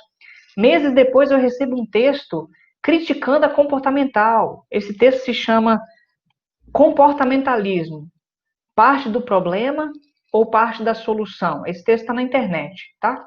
Comportamentalismo, parte do problema ou parte da solução? Que a galera comportamental, muita gente não gosta, porque ele faz uma crítica de dentro do próprio campo aos comportamentais, dizendo que muitas vezes os profissionais da psicologia comportamental vão se tornando profissionais utilitários, vão fazendo aquilo que a sociedade pede, ou seja, conformando indivíduos à sociedade. Então, olha só como que você, quanto mais você vai caminhando, se você insistir nas suas buscas, você vai encontrar novas coisas para poder ampliar sua reflexão. E, óbvio, isso vai colocar mais dificuldades, isso vai colocar coisas importantes, mas, ao mesmo tempo, isso vai abrir sua mente para pensar. Eu vou me adiantar, porque já são 3h30, eu acho que eu tenho que abrir um espaço também para a gente dialogar. Depois disso, aí, eu comecei a trabalhar como cuidador social, nem trabalhei como psicólogo, né? Eu trabalhei cuidando de pessoas com dificuldades e tal. E foi um período que me ajudou muito a entender o que era psicologia, porque eu fui entendendo que eu não trabalhava como eles, como os meus colegas, né? Eles eram cuidadores sociais, eu era um psicólogo no lugar de cuidador social. Porque enquanto eles queriam ajeitar para que tudo ficasse certo, eu queria escutar para que a pessoa pudesse falar alguma coisa sobre si. Então, alguma coisa já era diferente. Eu entendia que a minha prática, esse texto mesmo, Tássia, a minha prática, ela era interferida, ela era atravessada por uma leitura que eu estava construindo ao longo do tempo. E aí, por exemplo, eu fui para o hospital, e eu vou só colocar 2 exemplos para vocês do trabalho no hospital, que eu acho que me foram muito caros e valiosos, que foram assim. Um deles, eu trabalhando no hospital, eu tinha que... eu fui convidado a fazer um trabalho com os pacientes da urologia do hospital. E aí, para mim, isso era uma questão. Eu pensava, eu preciso fazer um trabalho integrado com o pessoal do serviço social. Serviço social é, assim, uma parceria maravilhosa para a psicologia, né? E aí eu pensei, bom, a psicologia fica no seu canto, o serviço social no dele. E se eu ficar indo para a sala do serviço social e a gente tentar dialogar lá? Ou seja, ao invés de cada campo ficar no seu quadrado, né? E se eu ficar junto com eles? O que, que a gente pode fazer? E aí eu fiquei lá, eu sentava depois do meu expediente, tinha um horário vago entre um momento e outro, tinha 15 minutos aqui, 10 ali, eu terminava de atender, ia lá. Ao invés de ficar na psicologia, eu ia para o serviço social. E no meio disso a gente foi conversando, assim, paquerando uma ideia, né? O que vocês acham da gente fazer desse jeito? Vamos fazer um grupo? Esse grupo vai funcionar assim, assim, assado. Numa semana, vamos trabalhar com os pacientes que estão aguardando a consulta do médico, porque eles vão ficar muito tempo ali. Então, vamos trabalhar com eles. E aí, vamos montar 2 grupos. A cada quinzena, numa semana, numa quinzena, fica eu e um assistente social, trabalhando só com os homens, porque a urologia principalmente são pacientes homens. E na outra quinzena, vamos eu, um assistente social e as estagiárias de psicologia e de serviço social. E vamos debater sobre saúde, vamos passar vídeo, vamos ver. O hospital tinha essa estrutura pra gente, tá? Nem todo hospital tem. Mas a gente tinha nesse hospital. E aí, uma cena que me chamou muita atenção é que chegou um momento, assim, sempre que a gente fazia o grupo, eu entendi que o grupo não era meu, o grupo era nosso. E a gente conseguiu construir isso juntos. E sempre que terminava o grupo, eu falava assim, gente, vocês têm uns minutinhos para a gente conversar sobre o grupo? Ou seja, para a gente dialogar? Esse diálogo me importa? O que vocês acharam? O que foi difícil? Eu gostei disso, isso aqui foi interessante. Beleza. Passou uns tempos, uma situação aconteceu que me deixou muito intrigada, assim. A estagiária do serviço social fez uma intervenção típica de psicólogo. Ao invés dela. Bom, gente, se vocês entendem assistente social, o serviço social tem uma noção de processos sociais e de direitos que a gente nunca vai ter, tá? Porque eles estudam isso com afinco, eles trabalham com isso. Então, geralmente, o serviço social está ali discutindo direitos, discutindo deveres, possibilidades, caminhos, etc. Suportes sociais. E a gente está discutindo afetos, questões, compreensões, insights, né? Mudanças de vida, etc. Aí a estagiária do serviço social pergunta, mas como é que é isso para o senhor? E como é que funciona isso? Me fala um pouco mais disso, daquilo e tal. E eu fiquei olhando assim e pensando, isso é diferente, isso é bem diferente. Aí terminamos o grupo e fomos dialogar, fazer a avaliação. E ela falou assim, Flávio, teve uma hora que ele faz um comentário que imediatamente me veio uma coisa que você falou, de que era importante saber melhor o que aquele homem estava sentindo ali. E, nossa, quando ela falou aquilo foi emocionante, porque eu falei, meu Deus, eu consegui intervir de alguma forma, sem me dar conta, que ela, no contato ali dialético e dialógico, né, dá para entender a diferença entre as duas palavras? Assim, dialético porque tem esse movimento de ida e vinda, de crítica, de tese, títese e antítese. Dialógico porque isso tem a ver com a linguagem, com a fala, com o discurso, com a comunicação. Ela conseguiu criar uma pseudo-teoria psicológica a partir do nosso contato. E isso se agregou ao trabalho dela de assistente social. Então, assim, isso foi fascinante, assim. A gente pode interferir, com certeza, Jean, assim, é muito, assim, e foi impressionante, porque aquilo me surpreendeu de um jeito, assim, que eu fiquei muito tocado. Mas isso só foi possível, penso, porque em nenhum momento eu disse o que deveria ser feito, em nenhum momento eu falei que a psicologia era melhor, em nenhum momento eu forcei os outros profissionais a serem qualquer outra coisa. Eu estava aberta ao diálogo. Então, essa postura é uma postura que eu hoje entendo que é um convite à complexidade. Ao invés da gente chegar lá e falar, não, meu trabalho é esse, eu só faço assim. Vai ser desse jeito. Se não for desse jeito, eu não trabalho. Aí você está colocando a psicologia como centro das atenções, né? Teve uma outra situação que uma estagiária comportamental me ensinou o que era ato falho em psicanálise. E foi um exemplo muito interessante, né? Os estagiários podiam fazer atendimentos. E a gente dialogava com os estagiários para avaliar como foi o atendimento, etc. Ela fez um atendimento e ela veio fazer uma supervisão comigo. Eu sabia que ela era da comportamental e eu estava já trabalhando com psicanálise, né? Minha escuta não é de comportamental, não sei o que é, escutar, né? Em comportamental. Mas então, ela fez o atendimento, escutou, e quando ela foi relatar para mim, digamos que ela estava falando da paciente que estava sendo acompanhada por uma filha, e essa filha se chama Maria, tá? Guarda isso aí. E ela foi falando, não, porque a paciente estava sendo acompanhada por Joana e tal, sei lá o quê. E eu fui ouvindo nela, não, ai, não foi Joana. Gente, como é que é o nome? É Maria, é Maria. Bom, eu estou na psicanálise, né? Na psicanálise, o conceito psicanalítico de ato falho é isso. Alguma manifestação que ultrapassa a consciência se manifesta de uma forma tal no cotidiano. Geralmente a gente trata como se fosse uma coisa sem valor, mas que se ele comparece e não for algo patológico, né, de uma doença, se ele comparece ali no cotidiano e a gente trata como se fosse algo sem valor, é porque tem alguma coisa ali de interessante, né? Pega lá no Psicopatologia da Vida Cotidiana. No último capítulo do texto, o Freud dá uma apresentação de ato falho que é linda, isso é muito legal. Eu até apresentei num projeto que eu faço na internet. E aí, eu fiquei curioso, né? Assim, tentando com todo cuidado, porque ela é da comportamental, ela não tem a leitura de ato falho. Eu tenho a leitura de ato falho. Não é um conceito da prática comportamental, é um conceito da prática psicanalítica. Então, olha o risco que eu estava cometendo ali de criar uma violência contra a leitura dela, né?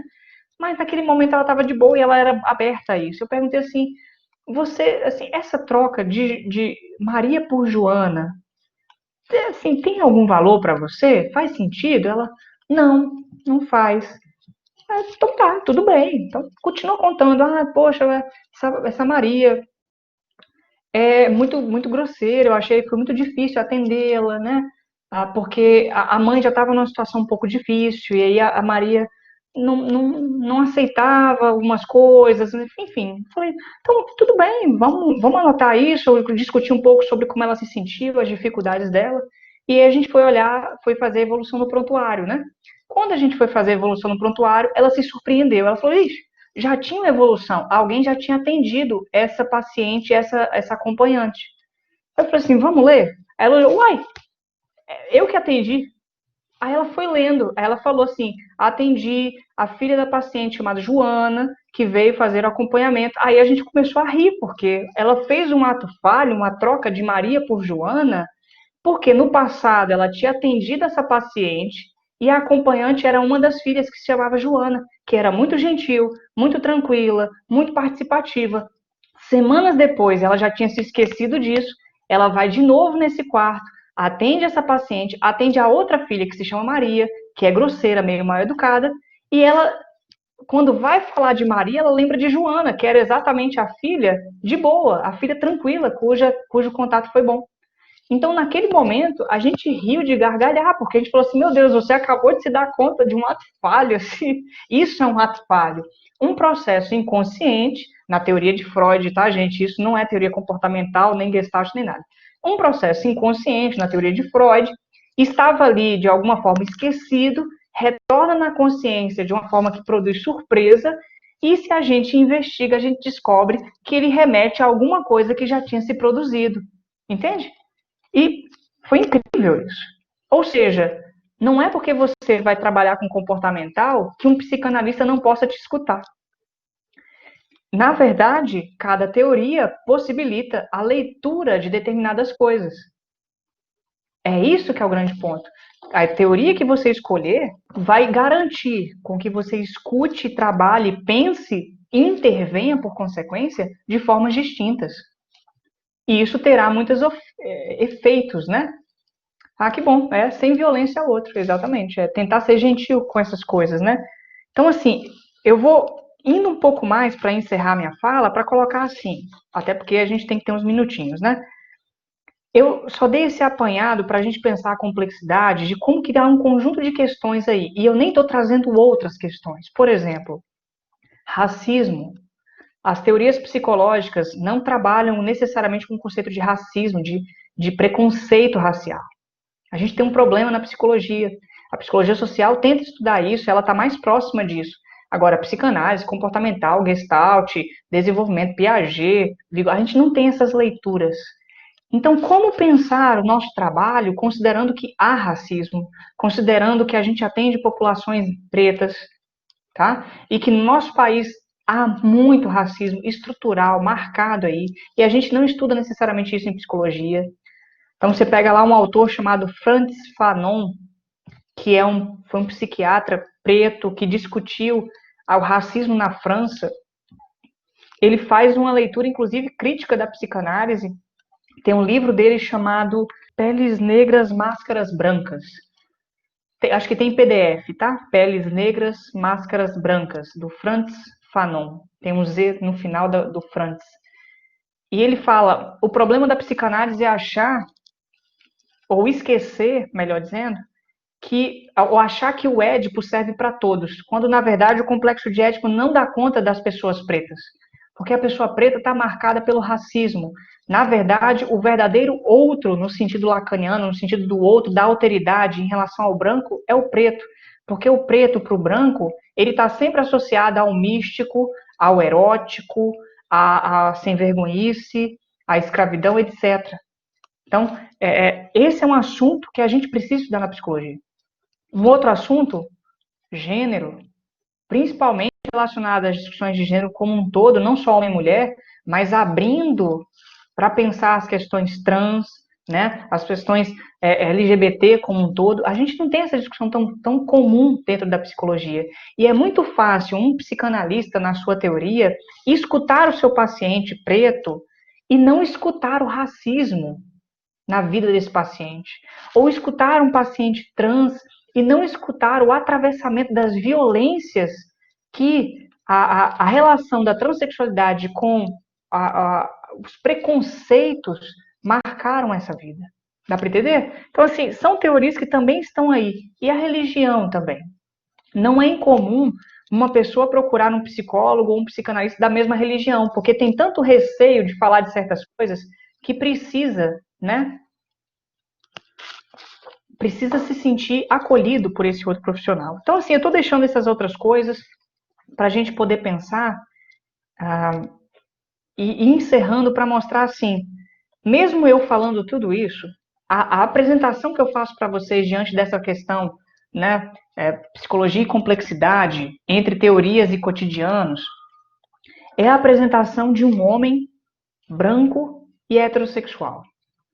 E se eu fosse uma mulher ou um homem trans, ou se eu fosse preto, ou se eu fosse homossexual ou bissexual, etc., provavelmente, tanto a minha experiência com a psicologia teria sido diferente, quanto a minha apresentação hoje teria sido diferente. Eu tive condição de estudo. Se eu não tivesse condição de estudo, se eu tivesse que trabalhar muito ao longo do percurso da minha profissão, eu teria trazido aqui outra leitura para vocês. Então, isso tudo tem que fazer parte da nossa reflexão sobre o nosso campo. Isso não significa maldade ou ruindade ou culpabilidade. Isso significa cuidado, respeito, né? Terminando, né, vou colocar uns pontos que talvez possam objetivar melhor o que eu estou falando. Como é que a gente pode pensar a psicologia a partir desse desafio, né, da complexidade? A gente precisa sair da ideia de que existe uma verdade absoluta. A gente tem que pensar que o homem não é o homem, né? Na verdade, pode ser a mulher e pode ser o homem trans. Então, a gente tem muitas leituras também. A gente tem que entender que esses antagonismos, né? Público-privado, indivíduo-sociedade, né? Quais mais estão? Ciência, neutralidade versus política, né? Ou ciência versus política, etc. Todos esses antagonismos, eles são muito fracos se a gente ficar se colocando em um lugar ou no outro. A gente sempre tem que trabalhar com esses dilemas, porque são dilemas, são paradoxos, são contradições. É isso que nos ajuda a pensar. As contradições nos ajudam a pensar, né? Outra coisa, pensar e entender as incertezas como algo valioso no trabalho, porque elas indicam o caminho que a gente tem que seguir, o caminho que a gente tem que trilhar. E aí a angústia é fundamental. Se você está ficando angustiado e angustiado, acolha essa angústia como possibilidade de caminho, como desafio, como um convite, né? Para poder entender melhor o que está acontecendo. Porque a gente se angustia por coisas importantes, não é por qualquer coisa. Que a gente possa se criticar para pensar os próprios caminhos, mas também que a gente possa acolher sabe, os elogios que a gente recebe nesse caminho. Ou seja, ter uma postura dupla aí. Tanto se criticar, quanto também se acolher nesse percurso. Né? Que a gente possa se deixar atravessar por outras epistemologias. Por exemplo, as epistemologias de base africana. A gente não estuda. Todos os autores que eu falei para vocês hoje, nessa apresentação, ou são europeus, ou são estadunidenses, ou são brasileiros. O brasileiro ainda está marcado, né, pelo aspecto latino, mas em geral são mais europeus, né? Então isso já tem uma questão para a gente, que a gente possa se deixar atravessar pelas epistemologias de matriz africana, latino-americana, brasileiras, né, daqui da nossa região, que a gente possa se aproximar das epistemologias que discutam gênero, para a gente não segui-las necessariamente, mas para a gente debater junto com as nossas, né? Que a gente possa se abrir à escuta, aquilo que há de novidade, sem necessariamente sair interpretando rápido demais. Vá para o campo, se envolva com o campo, conheça o campo. Quando você for para o trabalho, para o estágio, fique um tempo, dê um tempo para conhecer esse espaço, para você poder pensar como ele funciona e de que modo você pode fazer os atravessamentos aparecerem para você ir para o campo. E, por fim, que a gente possa ser rigoroso, que a gente possa ser exigente e que a gente possa refletir sobre o que a gente faz para não cair nos utilitarismos, né? Agora, eu estou ciente de que isso precisa de tempo. Então, que a gente possa ter tempo e se dar tempo para pensar, para ruminar, porque é esse trabalho que faz funcionar. Tudo bem? Acho que é isso, assim. Minha fala termina nesse ponto. Acho que eu tentei abarcar, né, o máximo de aspectos possíveis. Espero que eu possa ter auxiliado a pensar essa relação entre teorias e cotidianos para mostrar que as coisas são muito mais amplas do que nos parecem, né? As respostas rápidas, as soluções rápidas demais, elas são sempre enganosas, né? É claro, a gente é convocado a dar respostas rápidas.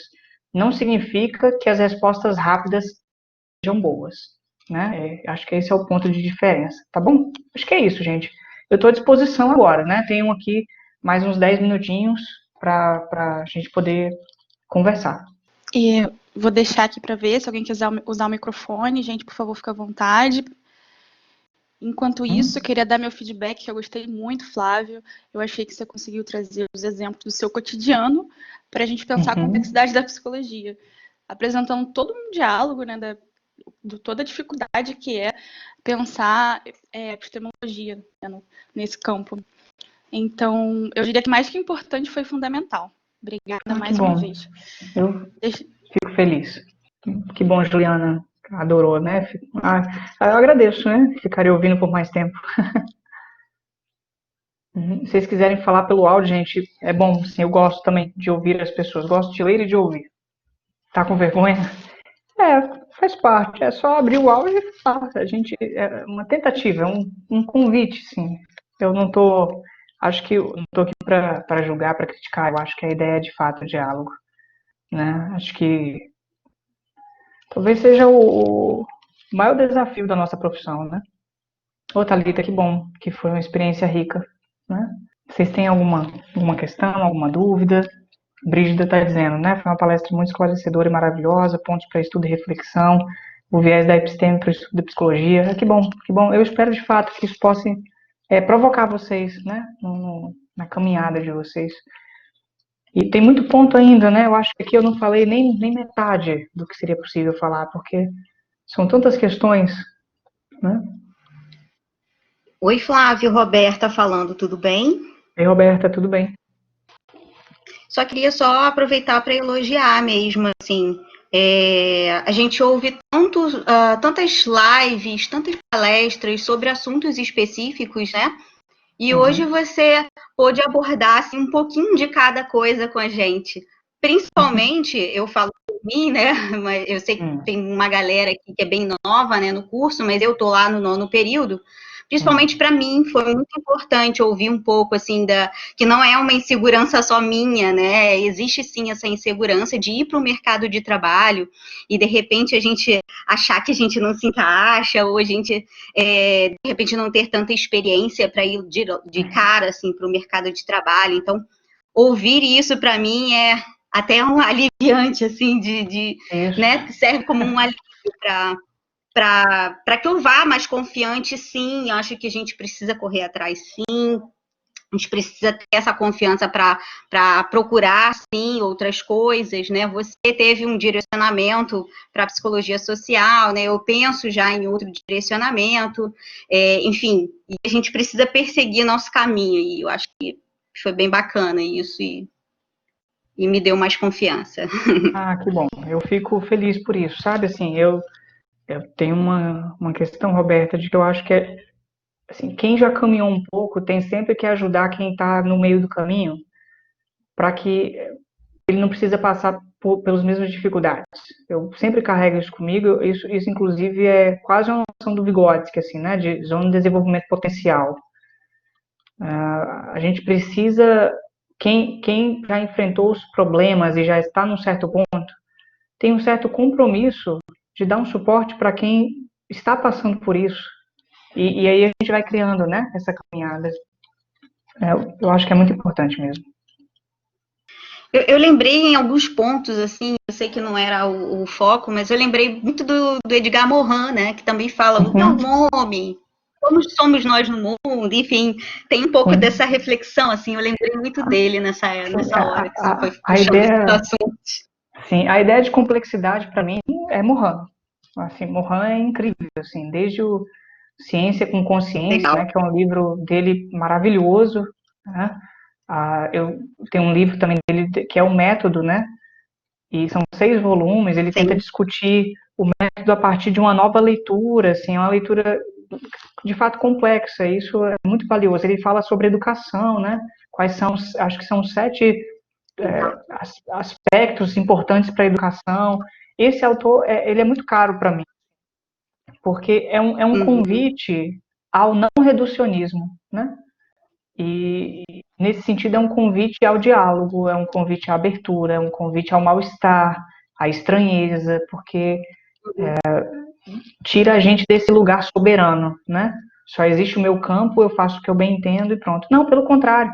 Tantas coisas que eu não falei porque é muita coisa, né? Mas tantos momentos que eu tive Sim, e pouco dificuldades. tempo, né? Eu fiz um resumão, assim, mas teve momentos que eu Exato. tinha insegurança enquanto psicólogo de fazer um grupo e o serviço social que me ajudava ali. Porque serviço social já está lá na frente com o trabalho de grupo. Né? Eu lembro de uma assistente, colega minha, virar e falar assim: Flávio, eu sei fazer grupo social, eu não sei fazer grupo terapêutico. E aí eu acho que é você que podia trazer isso para a gente fazer isso. E eu falei, cara, isso eu nunca tinha pensado dessa forma. Um grupo social, quando eu faço grupo psicossocial, o social do meu grupo psicossocial não é igual ao grupo social do assistente social. Então, você vai aprendendo algumas coisas, né? Assim, e você vai crescendo com isso. Então, é um convite mesmo a estar junto com o outro, a trocar, a conversar, a enfrentar as dificuldades juntos também. Né? Muito bacana. Muito bacana você citar Bom, autores tão importantes, né, como Silvia Lane, maravilhosa, né, para a área da psicologia social, enfim. Eu sei que o pessoal aqui é bem novo, né, ainda tá no segundo, terceiro período e tal, eu que já estou no nono, eu ouvi falar sobre todos esses que você citou, então foi muito importante, sim, essa citação, viu? Muito obrigada. que bom, né? Que bom. Legal mesmo. Bom saber. Gente, eu tenho mais 5 minutinhos, gente, porque em 5 minutos eu já tenho que voltar para os atendimentos, né? A gente, essa vida alternativa que a gente está vivendo, né? Mas eu tenho ainda uns 4 minutinhos agora. Flávio, boa tarde. Tá me escutando bem? Tô sim. Quem É o fala? Jean. Ei, Jean, sim. Eu queria te parabenizar. Acho que sua fala foi bastante importante para esse momento, tanto da formação do pessoal que tá nesse momento inicial da graduação, mas também resgata muitas problemáticas para a galera que está no final, né? Eu estou no nono período, então sinto falta dessas discussões, porque parece que no final da graduação as coisas já estão dadas, né? Você só aprende a aplicação, esquece de ter essa problematização, né? Esse conceitual, ele já é dado. E aí eu queria elogiar também e talvez convocar, né? Esse movimento que eu achei bem interessante na tua fala e também na tua formação, que é o movimento de protagonizar, né? Protagonizar e se apropriar do teu estudo, sem necessariamente se ater ao que foi dado em aula, ou se ater ao que é cobrado, entende? Você colocou muito bem a questão da angústia, né? O que fazer com essa angústia, que é a angústia de, às vezes, não saber. E tá tudo bem, às vezes, não saber, né? Às vezes é mais um convite do que um problema. Isso E aí, aí. eu acho que o curso de psicologia, ele tem uma dificuldade, que é a dificuldade de, ao mesmo tempo que se ensina muita coisa, porque, de fato, é muita coisa para se aprender no curso de psicologia, o fato de se ensinar muita coisa acaba tendo um aspecto mais fechado de, olha, eu ensinei tudo isso, então é isso que vocês têm para seguir a partir daqui. Ao invés de ter um tom de, é isso que vocês têm para começarem a andar pelas pernas de vocês. E aí, convocar esse protagonismo do estudo eu acho muito importante, que é o que eu acredito para uma formação, né? Então, parabéns por ter tocado nesse ponto. Que bom. Gostei muito que bom, da fala. Jean. E obrigado pelo retorno. Legal. Eu concordo com isso. E eu até, assim, existem alguns métodos de educação, não sei se vocês já ouviram falar, como o PL, né? Problem Based Learning. Método de aprendizado baseado em problemas, PBL, aprendizado baseado em problemas. É muito isso, né? Você coloca um tema, um texto para o grupo, para os alunos, é metodologia ativa, Roberto, isso aí. Você, ao invés de você, professor, ensinar diretamente, o que é muito bom, eu também acho valioso, eu acho necessário, inclusive, não dá para tirar isso, não, mas você coloca um assunto, um tema, um texto, e, ô Letícia, tudo bem, tá bom, até mais, tá? Obrigado pela sua participação também. E os alunos vão lendo. E aquilo que vai angustiando, incomodando eles ali, o professor vai ficando numa função de apoio para orientá-los a caminhar, tentando resolver esses problemas e angústias. Então, a angústia faz parte do método de aprendizagem, inclusive ela é a melhor de todas, porque a angústia, ela nos provoca, né?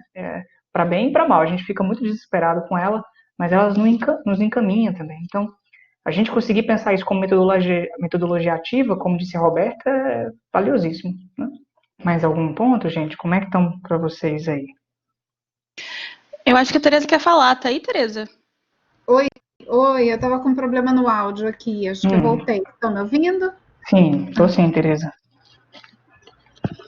Flávio, eu só estou vindo para te agradecer muito a participação. Você teve um papel aí fundamental. Acho que você conseguiu abarcar, né? Desde dos estudantes que estão começando até os que estão se formando. Então, é isso que a gente quer, né?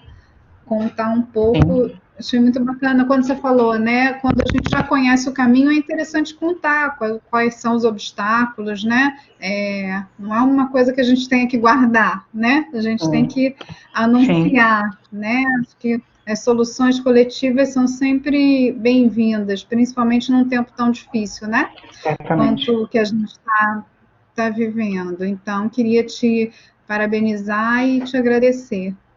Tá? E as portas estão abertas, espero que assim que for possível, né? Eu não vou dizer em breve, porque a gente tem que respeitar toda essa questão sanitária, essa crise, mas assim que for possível, eu posso estar em uma das nossas semanas da psicologia presencialmente, para a gente poder podemos conversar, né? ter esse contato. Claro.